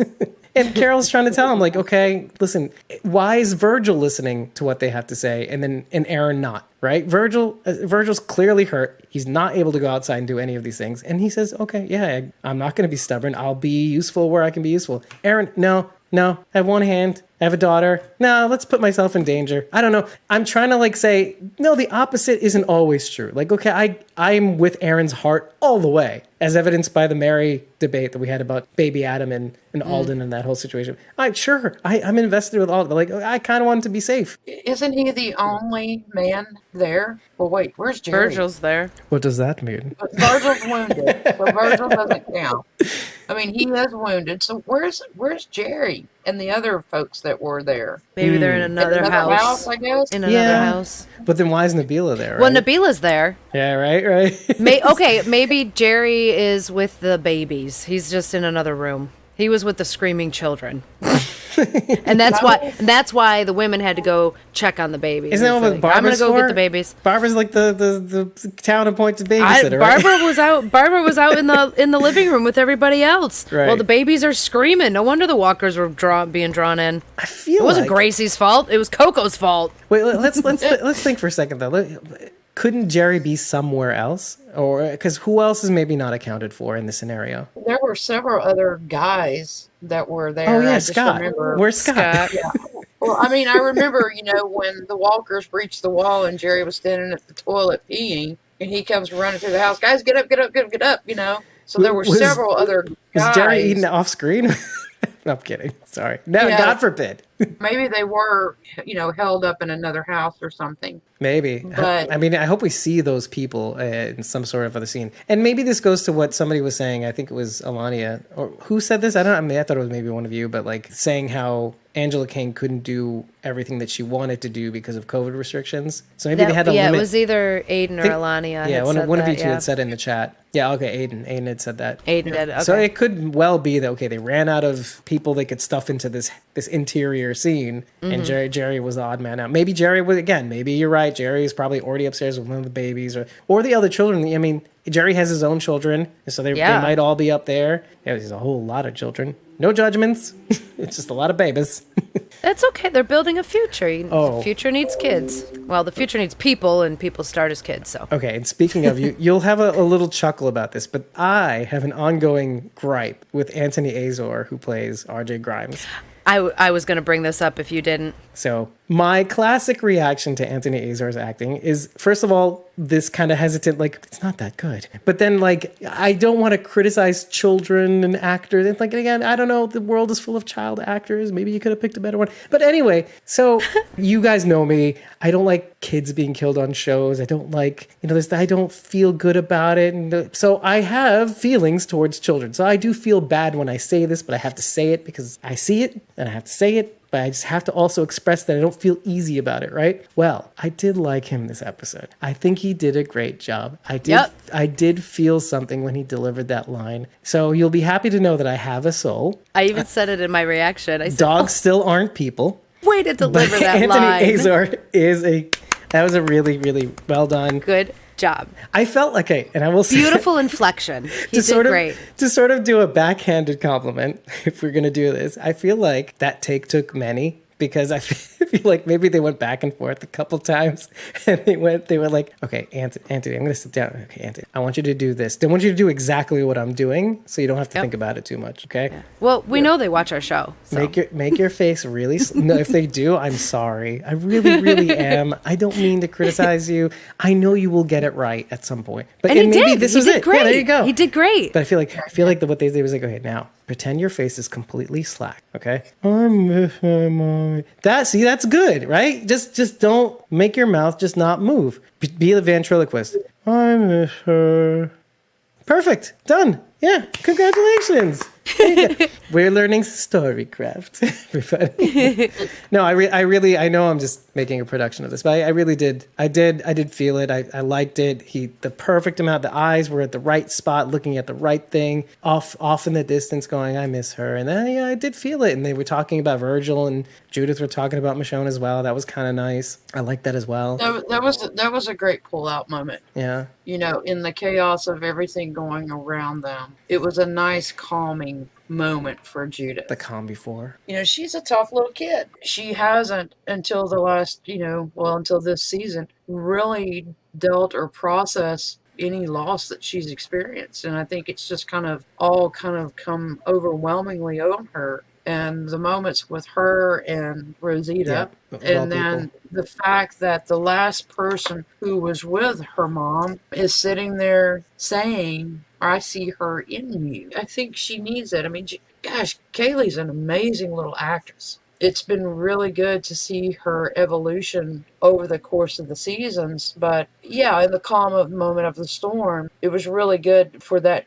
dialogue between Virgil and her. Yeah. Because I think she was feeling, from the episode with the boys at the fence picking on her and bullying her, I think she was starting to feel fragile, and now I can't go help. They don't need me. And I think, he was telling her, you're as strong as your mom, and I see that in you. And I wonder when Kaylee or Judith is going to have more of an active fighting role, let's say. Kind of like in the way that Carl sort of started having around these reflections that we're having of old Alexandria, where around the time of 608 to 609, like where Carl started stepping into this role of like actually fighting and stuff like that. So maybe Kaylee will show up maybe a little bit more in these scenes. But... So Aiden thinks that Gabe is going to be the first death. So who are y'all's bets on? It's funny that you mentioned Gabe, because I had read an article about that whole interaction with Reaper Preacher and why it was A, spooky, but B, well, they didn't mention that the prayers were the same, not like we did. The prayers that they said were the same exact ones. So we're awesome and they're not. No, but but this actually came from a Screen Rant article, and Screen Rant is very well known for panning The Walking Dead, or at least the writers. Most of the writers have been well known to pan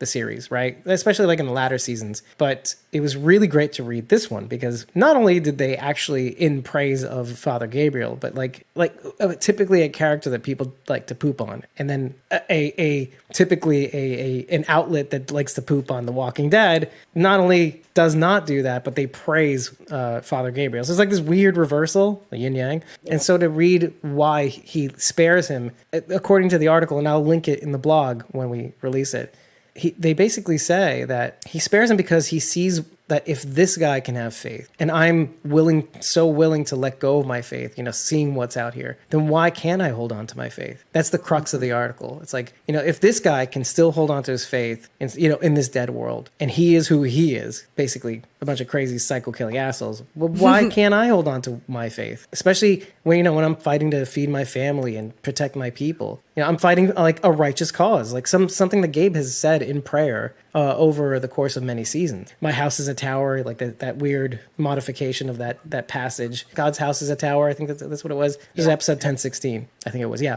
And then 1017, or 1018 or whatever it is with one more. Yeah, I don't believe in God anymore. What happened? What happened, Gabe? What, my God's house is a tower. What happened, bro? I don't know. Anyway. I think that whole scene was meant to make us question that too. Like, was he looking at Gabe? Wasn't? But ultimately, I don't think he saw him or knew he was there. Me too. Because because of what you said, yeah, in the last episode. What did I say? You said the reason why they called Leah and Daryl back was because Reaper Preacher told him that Gabe was we spotted a scout and Maggie's people are coming. Oh, that was Sharon. Sharon had pointed that out. Yeah. But I don't think that's the case. These two religious characters have the opportunity to become more than what these other people are doing. They have the potential to be more than just our counterparts, more than just killing. And who is he mourning after too? Like, is he mourning after his own people, or is he praying for the Meridians who lost their lives, Maggie's people? That's another thing I was thinking about when he was near the graves. He's saying this prayer about the people who got to escape a calamity. These righteous people will be taken away before the calamity arrives. And I wonder if the graves that he was standing by were Maggie's people, because yes, exactly. Oh, that's what I meant by Meridians. Yeah. Sorry. Yeah. Because as far as we know, only one. Well, Turner and Bossy are the only two Reapers that we know of, anyway, who had died, and there were a lot more than just two markers out there. Mm-hmm. And you know what else? You know what else? Okay. What was the thing that the other Reaper had asked Father Gabriel to do for his enemy? Pray for him. And what is Reaper Preacher doing? Praying for his enemies. Yeah. We just solved. We went deeper, people. We made deep. Woo! Here you go. Eat it up.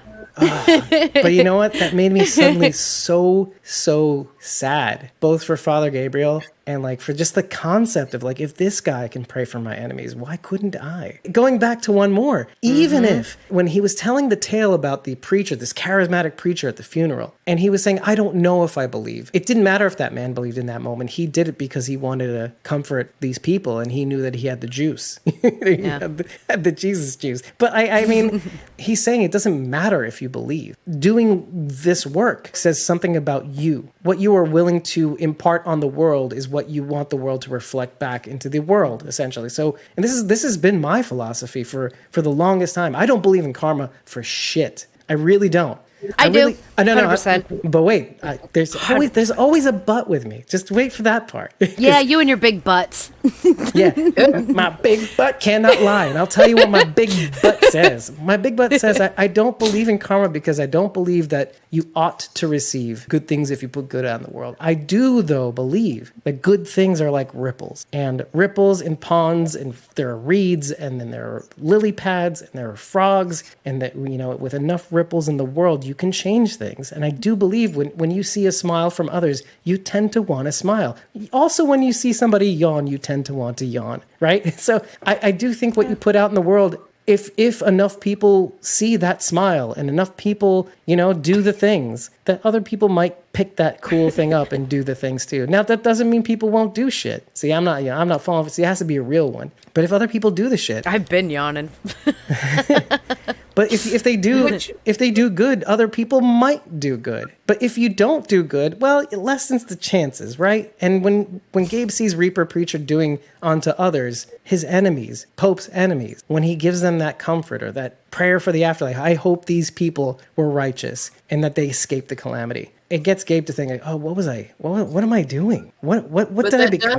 But that does set him up to be the first one to die. Because, kind of what they're saying in the chat. Some of them. Oh, or actually, they were saying Negan. Actually, I saw that. Yeah, but you know, Aiden said Gabe, and it does set him up because now he's had this enlightenment. He's going to go back to that faith, and I think that sets him up to be the first one to go. I don't think Negan's going to die as soon as everybody's expecting, because he has still been going back and forth filming down there. Maybe he's directing. You don't know. We have seen Seth everywhere. Seth and Aaron are everywhere, and they're everywhere without mask, and they're hugging. And that gives me pause for thought, because the studios are so strict on them that just makes me concerned of where they're at right now. Oh, I see what you're saying. So, okay, fair enough. Listen, but we always have to give the disclaimer that none of that means anything. In fact, that's true. Just so you all know, they are currently filming principal photography for episode 16. They're closing out the second trimester. I like what Sharon D's saying in the chat. Rosita was having a dream that Abe died, but what if it's Gabe, not Abe? You got the wrong Abe.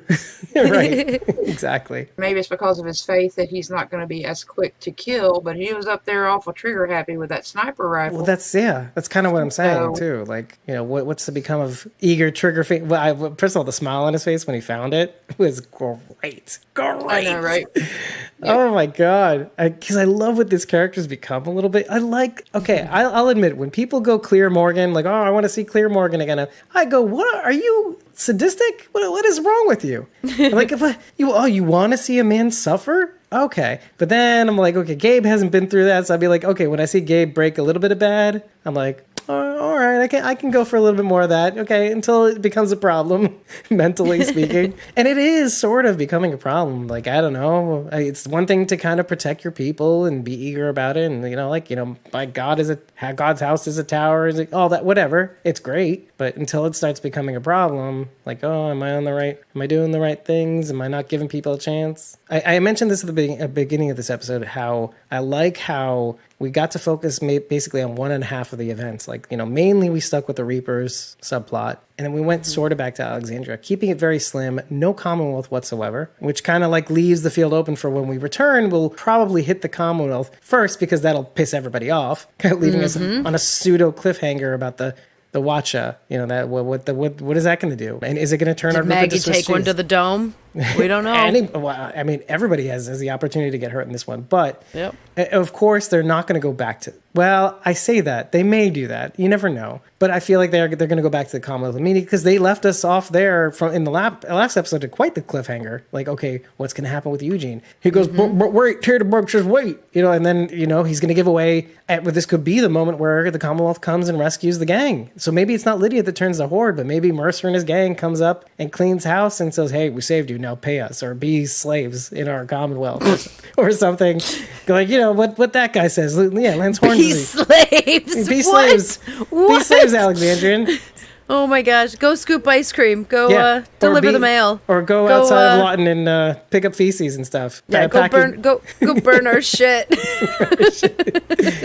Look at what Sharon is saying. Sharon is saying, damn it, Maggie better not die. I'm like, okay. What? That's it. That must I be like a typo. Sharon. That must be a typo. Damn it, Maggie better not die. What the I think fuck she meant Maggie better die sooner. No, That's what she meant. said clearly. She's had no typos this time whatsoever. You would know from the typos. Yeah, no, that's because she wants. It's because she wants the hate bang to happen. This is not yet. It had the hate bang. Yeah, exactly. There you go. The hate bangs have to happen. Okay. Yep. She just wants to see me go absolutely. And I'm. It's not gonna be pretty. Well, then if this happens. So let me give you a couple things. So did you enjoy did you enjoy it when Maggie was emerging from the Meridian Wall under garbage, like Oscar the Grouch? Maggie comes out first, but Maggie and Gabriel come out from the shit pile that's in Meridian. Yeah. So, Oscar the like Grouch. Oscar the Grouch.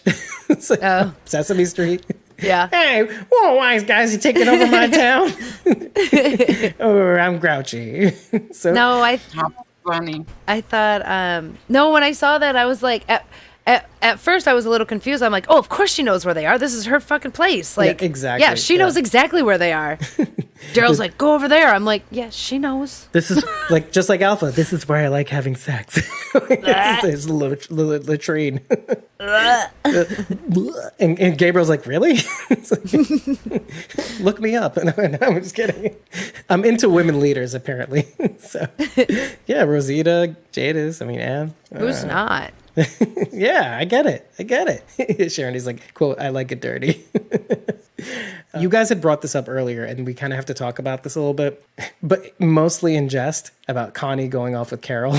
Okay. However, wasn't it kind of sweet? Taking out a little bit moment, another port in the storm where Connie says, hey, can I go with Carol? I'd like to go with Carol. She doesn't offer. She says, I'm going with Carol. I'm going with Carol, yeah. And Carol having her little moment going, like, it's almost like that instant, like, she's touched by it. Like, you felt that, right? You felt that she, like, that spirit of relief glossing over her eyes in the form of When tears. Connie's like, I'm going with Carol. Either that or she's going to push Carol off the windmill. I don't know. Okay, well, let's talk about that. She can try. I don't I think did so. though. I heard what you're talking about though, That Dave. feeling of kind of like when Connie said, "I want to," said, "I'm gonna go with Carol," and Carol said, "Thank you." Like it, she was like, "Oh, I but definitely you heard could it feel it in voice. her eyes. Her eyes kind of did the kind of like, like welling up with tears. It's kind of cool. Yeah, and it was. I hope and it keeps it's- going too, because I wonder if more is going to come out of this, or if this is all they make of it. It's like, okay, this silent acknowledgement that no, Carol, it's not your fault. And what's funny not your is, fault. Connie and Kelly have basically forgiven Carol for what happened. Magna seems to be the only one that's still kind of Yeah. bitchy about it and holding on. Well, And I don't blame here's her the either. thing. Here's the thing. I think Magna's more upset with herself and projecting onto Carol. Yeah, that's what I said. Yeah, Kind of that survivor's guilt kind of thing I got out. Absolutely. And I didn't have that Connie with neurosis me. of like, it's not. It can't be my fault. It can't be my fault, because if it is, then I have to hate myself. And Yeah, and Well, it- she it does. was- Yeah, I think she does. but I think she's trying to avoid that by putting it onto somebody else. She's like, Well, first of all, she you took doesn't my want any, sister. she doesn't want anyone else to blame her for what happened. She blames herself. She doesn't want anyone else to blame her, so she's putting it all on Carol. Yeah. or You- like a you little make bit at it- least, you like make it enough. happen. Enough. Enough, You made it enough, happen. enough. Yeah. Yeah, because you don't see her being like nasty to Carol. She's like, No. If you could, Carol, please, could you not take Kelly? Could you Yeah. not? Yeah, exactly. No, she's nice about it, but she's like, she knows where she's at. She's clear on how she stands, but she's not. It's not all her fault. And maybe she's a little bit upset for like almost getting killed under a mountain of walkers. Maybe Magna is upset for herself on top of Yeah. being upset about Connie. Sure. But, Yeah. But I think, but Connie's just kind of like, I'm ready to go. I survived the ferals. I can handle this. I can handle Carol. I survived the furrows. I can handle Carol. I can handle this. That's right. These folks are dead. The other ones were crazy ass alive. Yeah. And trying to eat me. Yeah, I would be okay if they kind of silently glossed over at this point. I'd be okay. I'd like it if they went into it a little bit more, because this might not be over yet. This whole Carol chapter of how she could have gotten Connie killed and Magna killed and maybe even Kelly for looking for them killed. I don't know. Do you think having that moment between Connie and Carol will kind of tie it in a That's what I'm saying. kind of tie a bow on it and I'm not end sure. end the whole thing? I'm not sure. I only say this. Okay, I'm glad you pushed me on this, because I'm not sure, because in light of the fact this is the final season, maybe we want to start moving on and putting other narratives up front rather than this. And it would be nice to see. Look, it's nice to kind of have a continuation. Like, I like seeing these little threads play out throughout. I love that about some series, where that little tiny thread that you just kind of have to keep your eye on while these big things are going on around it. I'm okay with that, but then I can easily see, okay, let's make a little bit more room for all this story we want to cram in for season. I'm fine with that. I'm fine with that. Not to mention it's the last one, so we want to Right. use every single minute exactly how we want to see it. You know what I mean? Like you can't waste a minute in the last season. As the poet said, ain't nobody got time for that. That's right. Ain't nobody got time for that. Right. And now we're playing a clip. And I think Aiden says, I think Magna forgives her. She gives her that hug in 1103. She just doesn't want Kelly getting her hopes up, because it looks more and more unlikely. Right. But here we are, which is great. It's great. And maybe we can close that book. It might get used again. It might bring up again. We did see flashes of PTSD in Connie's eyes, when it came to the Ferals. Oh yeah. So that part might not be over. Carol may still feel a little bit responsible for that. Who knows? It may even affect her relationship with Daryl somewhere along the way. Who knows? Does Connie not know what happened to the last person that ventured out with Carol? That's the joke, isn't it? Yeah. But think people can change, right? Maggie? But it wasn't even Carol's fault. It's just like No, being with Carol is bad luck. You risk your life. Yeah. Because Carol has plot armor and nobody else does. So Right. don't stand next to her outside. Don't stand too close to me. Well, I had to play the whole verse. Sorry. One of the things we said in this episode, and we've been doing for the last couple episodes, is that information that pops up here makes us think about prior episodes. And one thing I kind of need to revisit just before we go, I think we're about to, Elijah. Okay, first of all, I feel bad for him. He's not having a good day. No, he's not. But I wonder now. There's two things I wonder now. One, was he a Reaper? I'm thinking not. I'm feeling thinking not. not, right? After all of this. Agreed. However, there's that one little tooth that needs to be pulled. And it's something that he says in the last episode, which is, and him, save that guy for me. Or the one, save The that one. Save that He's one. mine. Yeah. Does he say he's mine? But how do think we so. know? Right? Okay. But how do we know? It could be Leah. That's what I was thinking also, maybe. I didn't know if he said he's Because you mine. got to see the mask. Because he says the one. The one is mine. So I don't know. I thought he said the one, he's mine. Okay. Yeah. I could, obviously I could be wrong. Fact check? That's how I remember So it. Sharon Yeah, says... he says it should be Carver. Yeah, Sharon says could be Carver. But Okay. if he said he. but if he Abe has only, saying he said but he. if he only, but if he only saw them wearing the mask, Hmm. when How they does he attacked, know? Oh, Okay, good point. So that confirms two things, possibly. Then he's gonna need to see the mask on them to be able to identify, and Did we see Pope in a mask? No. No. Never. So what if Pope's the only one that doesn't have a mask? Maybe Pope is the only face Elijah has seen. Well, maybe it's just the mask. Maybe he just needs to see them wearing the mask, and if he sees them wearing the mask, he will be able to identify who that one Who was. that he The is, specific mask. And- Okay, maybe Right. he's looking for a specific mask. I see. Right. And as That's what I'm stories thinking. go, I mean, they're not going to kill the one that he's referring Yeah. to, obviously, right? I mean, and if so, what's the point of even bringing it up? And then I thought of maybe it doesn't matter, because could not Elijah's story represent a mini version of All Out War? They kill us, we kill them, revenge on top of revenge. And then could Elijah be the means by which it gets Maggie herself, after not wanting to stop with Negan, to stop with Leah and the Reapers, which is a very interesting close on a long open book that never finished. Meaning, Maggie at the end of season 8, for some people who missed it, I don't know why you wouldn't, when Rick decided, hey, let's jail him, let's not kill him, Maggie went apeshit. And it suddenly shook us all, because like she'd been holding it together for so long. She hadn't alluded to the fact that, yeah, we're going to kill him, right? Yeah, we're going to kill him, right? No, we're going to kill him, right? Oh, boy, we're going to kill him. Rick, his plan was always to kill him himself, obviously. Yeah. Which is what he promised to do. And then he decided not to. Maggie flips out, and he's left in jail. And then they have the little plot at the end of season 8, going into season 4 of Fear the Walking Dead. And then nothing happens from that. She leaves the show, etc. In season 9, somehow, whatever. So she's still kind of stuck there in the fact that, okay, this guy should have gotten it. And now you're seeing Elijah at the same time having the same quandary of like, okay, these guys, they killed my sister. They killed my sister. What is Maggie going to be the means by which Elijah stops his vengeance quest in order to save himself, let's say? Elijah's body represents season 8. He's not having a good day. And season 7, right? He's not having a good day. His sister died. He's having PTSD. He's been looking for her for a very, for however long it was that they got separated. Finds out he's a walker. Has shrapnel in his leg. This is season 8, just in spades. And so the thing that gets the guys to that gets the war to stop is not killing Negan, because that would not have stopped. People would have still been fighting people. Death would have been, blood would be soaked in the ground. It would be chaos. But instead, they broke even. People didn't survive after that. It's fine. But at least they didn't survive because people are killing each other.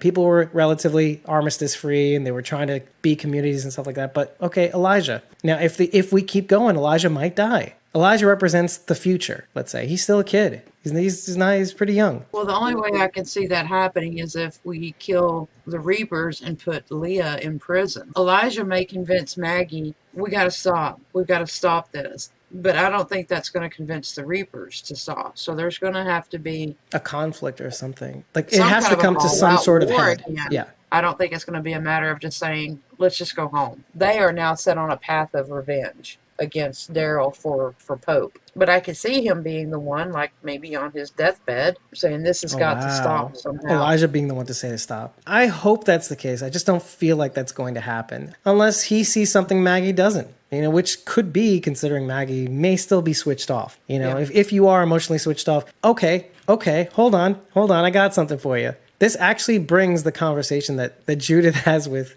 Gracie into the fore about fear. And I've been thinking about this, like, why is this conversation here? It's cute, it's nice, it's whatever. And of course, is highly refuted Like moments later when the walker reaches in and Gracie loses her shit after trying to train in front of the window. It's like you think that fear would which okay, listen, I would love to make fun of that, but that's accurate. Okay, I can see that.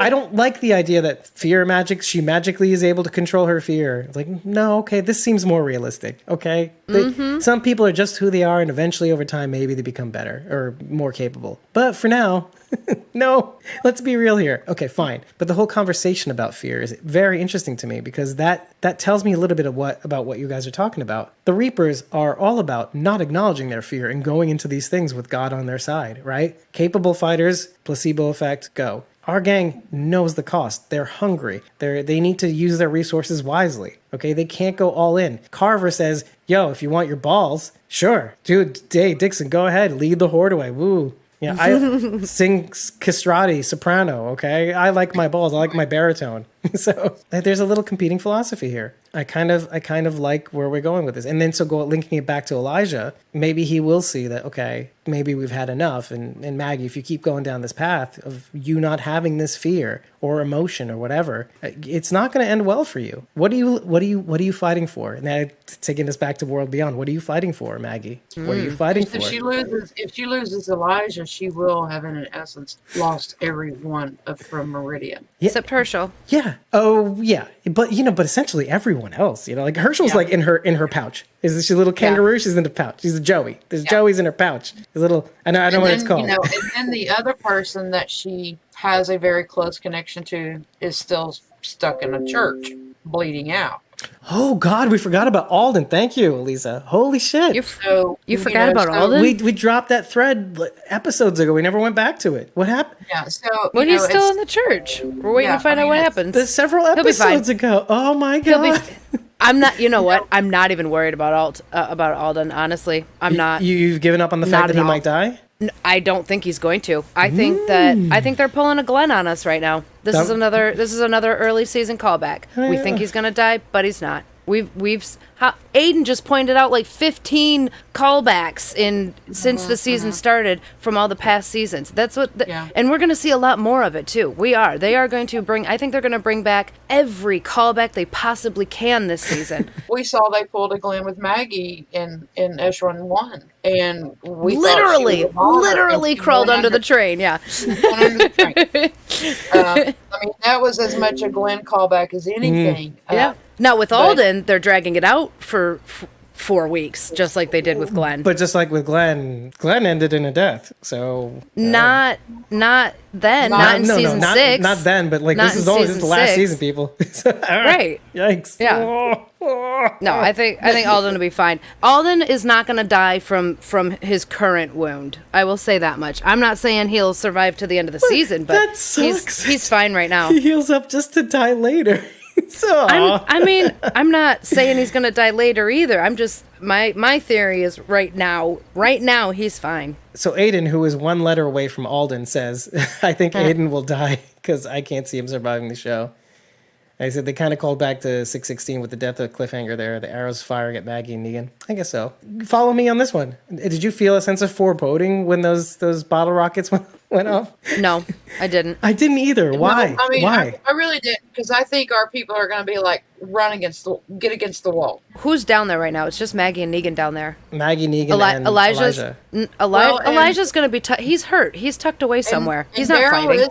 Daryl is down there. Daryl's down there. Came in killing Walker. So her people aren't her people. Yeah. Oh, they retreated. They retreated. Yep. Oh, yes, you're right. Daryl's down there. Daryl should know where this thing is pointing. He was just standing next to it a second ago, so he should know well enough to stay out of the way. I mean, my assumption is that he's going to try to get everybody out of there. And if he was smart, live to fight another day. Mm-hmm. Hopefully get the food while they're at it. Ooh, maybe Gabe will see them on the top, and maybe Gabe will snipe Leah. Oh, Lord. Wow, taking out Leah the first show. Oh, boy. That'd be kind of. I don't know. Here's the thing. I don't want to focus on what happens more than why we didn't think the bottle rockets going off would kill our people. Did it just not look threatening enough? Right? There's a feeling. It kind of looked funny to me. Right. Okay. To be honest, the framing of it. Well, they're arrows. They're not just bottle rockets. They're rocket-propelled arrows. Right. The velocity at which they're going will go right through you. They're effectively bullets. what Aiden is saying. We just know they won't die that way. Like, Yeah, that's just yeah. too funny of a death. Like, that can't even be a real... You can't die that way. Although. I mean, you can. I mean, you can. But these even Daryl said, people can't die that way. Yeah. Yeah, even Daryl says, "Don't let my people die like that." Mm-hmm. You know. Oh boy, but then, him killing one of her people straight away without even giving him a chance could be a thing. Dude Could be was gonna Elijah. run. Could be Maggie. I look, we're not saying that Maggie doesn't get punched out in the next episode. I don't know. I'm just following the feeling. I'm following the feeling of that cliffhanger. If Negan dies this soon, he does it pushing Maggie out of the way of something. Okay, interesting. Let's just say he gets mortally wounded. I don't know if I believe what Alden's saying, but he's saying they wouldn't have cut to black if they had died. It's Aiden, not Alden. Same difference. You're all Walker Chum. I was Walker just Chum. I was just reading that too, and then I thought, 616. Remember 616? Yeah, they cut to black then too. Right. Well, only after the hit happened too. Well, that's the difference. No, maybe Aiden's onto something. The difference is there wasn't a piercing. Oh, well, we knew somebody got was hurt. That's true. That's true. We knew somebody was eating it. Okay. Do I have an accent? Do you have a fake accent? Yeah. See, I'm Alden. See. Okay. Whatever. That's Alden. That's your Alden. That's why, because Alden's accent is ridiculous enough. It's like, you're right. It's because he's Irish trying to be Southern. He's South African. Yeah. Is he? He's South African who sounds Scottish, who sounds Sounds from he's from Boston, but something really else. not from Boston. Maggie, He's got that. Hey, she, hey. I don't know, whatever. He's got that Richie Coster accent where you just make up whatever the hell you feel like. You just. Oh, he's make up your Australian. own He's words. Australian. My bad. He's Australian, and yet he sounds We're like all wrong. he's from Scotland. He's everything. Well, okay, so he was born in It's my brother's Sydney. name. Yeah, he's born in Sydney, He has 2 Irish grandparents, and he Ah. attended Well, there Scots you go. College. Scots College. Yeah, okay. So he's all over the map. We're all right and we're all And we're wrong. all wrong. Sounds, He's a little Irish and he's a little Australian. which is apropos of nothing for Squawking Dead. We're all right and we're all wrong. That's perfect. That sums it up right there. Pope mentions the Black Horse famine in his little speech to Leah, yes. right? Did you look this up? Yes. He's referring to the third horse of the apocalypse, the famine horse. I Horseman. didn't look it up. Horse. I didn't look it up. That was what I had assumed he was thought- referring to. And then Yeah. I went, yeah, we were just talking about the 4 horsewomen of the apocalypse too. Exactly. See, they do listen to us, or we're just They that do. good. Or we're just that they're good. kind of like Facebook. You talk about it and it shows up on your feed the next Yeah, but day. they filmed it like months ago though, so they have time travel.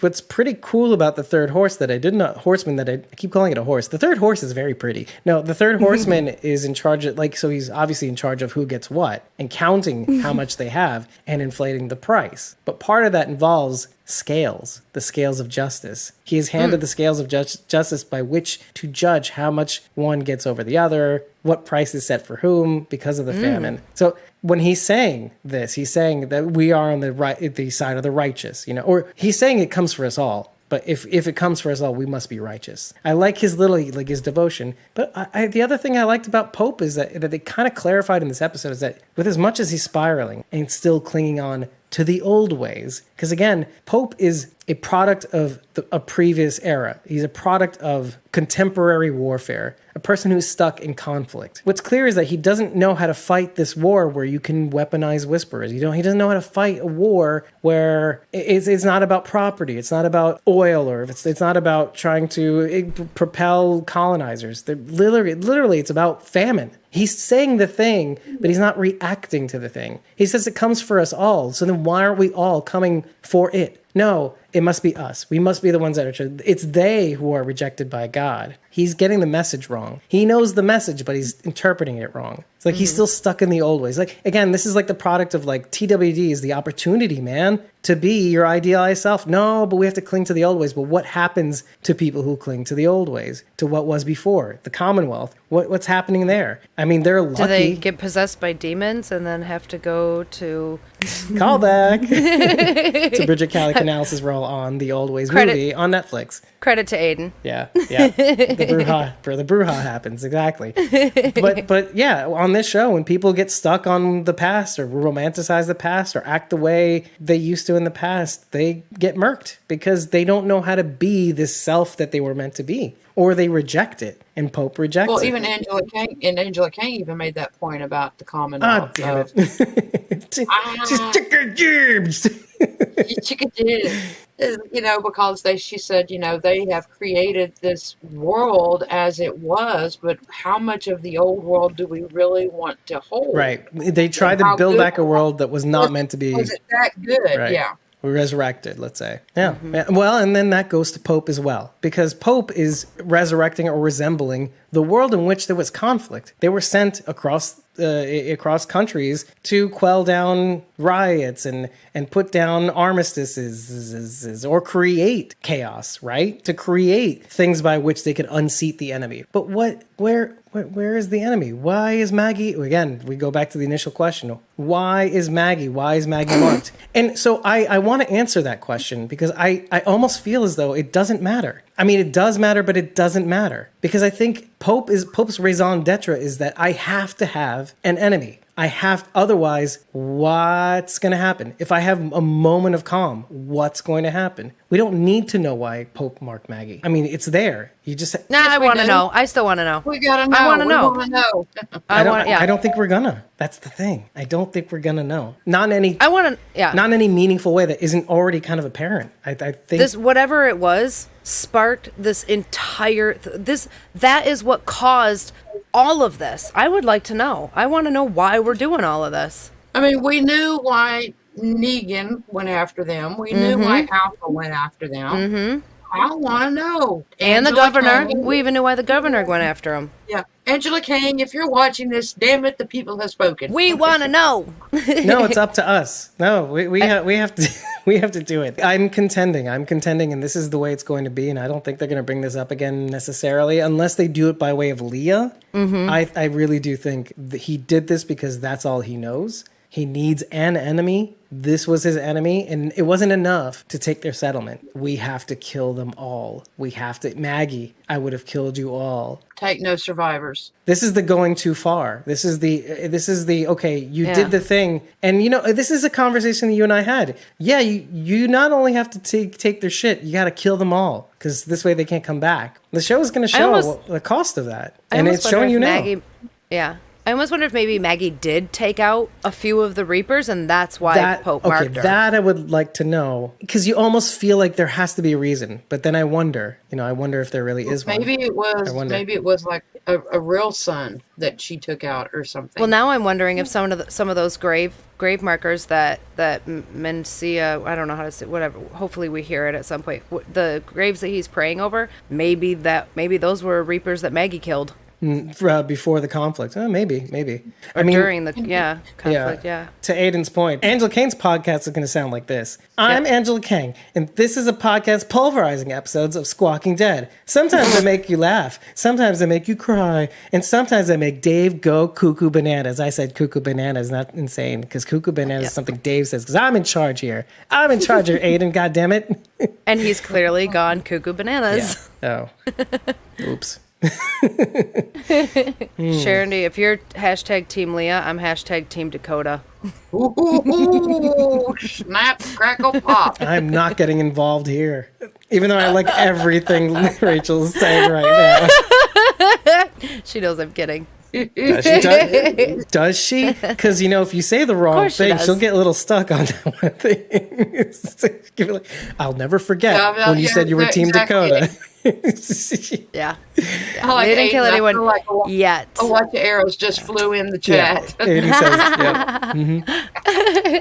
She will tell you to get the fuck I'm out reserving. Right. I'm reserving my final opinion on Leah. My opinion of Leah fluctuates constantly, but I'm reserving my final thoughts for when she meets Carol. I want to see how Carol reacts to her, and then I'll decide if I really like her or not. That is an interesting question, whether they will ever meet. And it's quite possible that they won't. I mean, just depending on what happens in the next episode, really. Or the one after. I'm definitely feeling that possibility, but I do hope that it happens. I do hope they get to meet each other. Well, and if they do, How's it gonna go? Who knows? Who knows, right? I mean, who knows? It's a challenge for both Carol and Leah, because Carol, it's like, well, what would I have normally done? I would have killed the bitch. And Leah, what would I have normally done? I don't know. She couldn't kill that woman in the other scene with the family. Well, would she kill Daryl's best friend? I mean, We're not even sure she knows about Carol. Is Carver the Carol in this scenario, right? If you're thinking about in terms of, right? So yeah, friendships, yeah. And we don't even know we don't even know if Leah knows about Carol. We're not 100%. Some people say yes, some people say, I don't know. She could try to kill Carol, not even knowing who she is. I mean, let's say Leah takes a group of Reapers to go follow Daryl and do something or whatever, and they see Carol and, try to attack or whatever. They might not even know who she is. From what I hear, she's only going to be in, I think, 2 or 3 more episodes. So somebody is I don't want to to take know her that. out. Not Carol, Leah. Oh, thank God. My God. Why would you thought Carol? I think Rachel just froze. Oh, man. My stomach just dropped. That's information I didn't want to know about. Like, how is that even possible? Okay. No. I had heard that she was, like 2 or 3 more episodes. But, I don't know. They did say that she had renewed for, as a regular. But, how much of a regular are you going to be in the final season? So I don't know. Yeah. Can you really be a regular when you join in the final season? I mean, it's 24 episodes. Yeah, maybe. Who knows? I don't know. Sharon says she doesn't think that Leah's going to be gone because she just posted a picture of her trailer on set. She was back. Oh, she was back. Oh, interesting. Okay. Interesting. Okay. Okay. And she was via satellite on Talking Dead. Okay. Okay, good. This is Lynn Collins, aka Leah. Lynn. Yeah. Okay. Maybe all her people will die, and she'll be like, kind of like Maggie in a way. Yeah, sure. I need to come over to the outside and play now. Well, I can easily see, naturally you would think, the Commonwealth comes in, wipes out all the Reapers. But I also kind of think, what if the Reapers are the means, like another side force that could be used to straighten out the Commonwealth a little bit, or put them on their haunches or something like that. And this is kind of why I kind of compared Leah to like this remixed version of Sherry and Andrea. Like, okay, what if we did Sherry right? What if we did Andrea even more right, or differently? Like, kind of balance them out and put them in this one person. And I feel like she could be used for something greater and could be a better character on the show than in the comic, let's say. Or obviously you can't have the Andrea that you had in the comic. There's not much to that, but there's maybe a spirit that you can leave in a remixed version of Sherry. Oh, she says big time jump, Sharon D. They put her in prison for years. She's going to be the new Negan. Yeah, I don't know. Put him in jail, sure. Oh, and then she could become a favorite. Oh, but this is the last season. Does Daryl get conjugal visits? Hey, her and Negan wind up together. Leah and Negan? That's hard to say. I don't like it. Do you like it? I don't. I could see Negan sort of wandering off after all of this, like he does in the books. Just sort of goes off on his own. No, on his own. Okay. On his own, by himself. Well, finds a house to live in and grow old in. If this was a conversation from a couple years ago, I'd be like, oh, let's have a little fun with this. Like, I don't know what's going to happen next, and I'm okay with that. I kind of want to just let it happen. I mean, this is like the unfortunate part of being this kind of podcast is like, you still are a fan. You're still watching the show, waiting for things to unfurl. And sometimes you have to say the things, and sometimes you have to analyze some things. And sometimes I just want to I just want to see what happens. Can I be a guy? Can I be a person? I don't know. Can I just be a fan and just let things happen and appreciate them for what they are? Like, this episode is one of those things. Like, a lot of things happen. Didn't have to break down too much, although we did revisit some themes and go a little harder and deeper. Okay. Oh boy. That's what we call making deep, people. But yeah, I like this episode though. Overall, I think the cliffhanger was a bit of a lame sauce one, but I don't care. It doesn't bother me. It's the first third, and that's kind of what I was getting to. It's like a soft mid-season finale.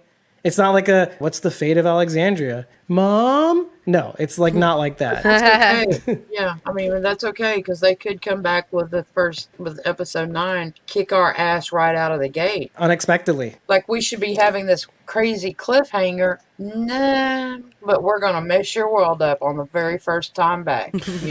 And we won't see it coming. Maybe and I think it doesn't help that they're squeezing in all these these series back to back. It really doesn't help. Because if you have to look this way while you're just getting over that way, you know, where's the impact? This is kind of like something, this is kind of what we were talking about in the episode with Just Keep Walking, Ben. It's like, okay, can we have a little bit of break to kind of start getting worried? Can we have a little bit of break to appreciate where we're at? Maybe think about the past few episodes and how they all make sense against one another. Can we have a little bit of a break? No, we have to binge watch, but week to week. And then we binge watch Walking Dead World Beyond. We binge watch Fear the... So you can't stop to think about what just happened. I kind of want to absorb what's been going on. I kind of want to appreciate, I want to savor it. If you like what you heard, head over to ratethispodcast.com/squawkingdead. 5 stars and an eggplant is all we need to know that you love us. But please, please, please tell the world what you liked, what you didn't like about us, but tell them nonetheless after every episode. It's a good way of communicating with us what you did and didn't like, what you'd prefer, what we missed. And if you really enjoy what we're doing and you want to follow our journey, maybe you want to show up in the chat just like Aiden and Alania and even Sharon, who popped off the camera and went into the chat because she had a little headache. Popped off? Yeah. Well, she popped a few migraine medicines and then she went into the chat because she still loves us. For some reason. I don't know what we did to deserve her love. But if you think we might deserve your love, head over to ko-fi.com, set up an account, and follow us on ko-fi.com/squawkingdead. Just follow us. You don't have to give us money. You don't have to tip us. You don't have to join a membership or anything like that. It's a good way to know what's happening behind the scenes, because if we are having an interview just like the one we dropped with Mo Collins, you can be in the audience while we record, seeing all the mistakes we make, and also seeing all the mistakes maybe our guests make. That happens too sometimes. You wouldn't know. But had you been following us at ko-fi.com/squawkingdead, you would. But if you do want to show up in the audience while we're recording our episode breakdowns or another interview, well, you can tip us and get 30 days of supporter back content, or you can join one of our membership tiers for as little as $1 a month. Isn't that crazy? Yes, for $1 a month, you will be able to join the audience. You will be able to get the unedited episode recordings. But hey, I'm not going to twist your arm. It's a great idea. I think it doesn't cost anything to follow us. So I've been your host, David Cameo. I've been joined by Cosmom09, Sharon D, a.k.a. Blazy Gardner, and of course our Survivors tier member, Eliza J, who got to host the show with us because she followed us and eventually gave us money every month. And then she's here hosting the show because that's a perk for being a Survivor. Thank you, Eliza. And she's been a gift. Just a blessing. I'm a prostitute for the show. Eliza, technically, we're the prostitutes in this scenario. Well, yeah, that's right. I pay you. Good night, folks. Good night, folks. See you next time. You whore.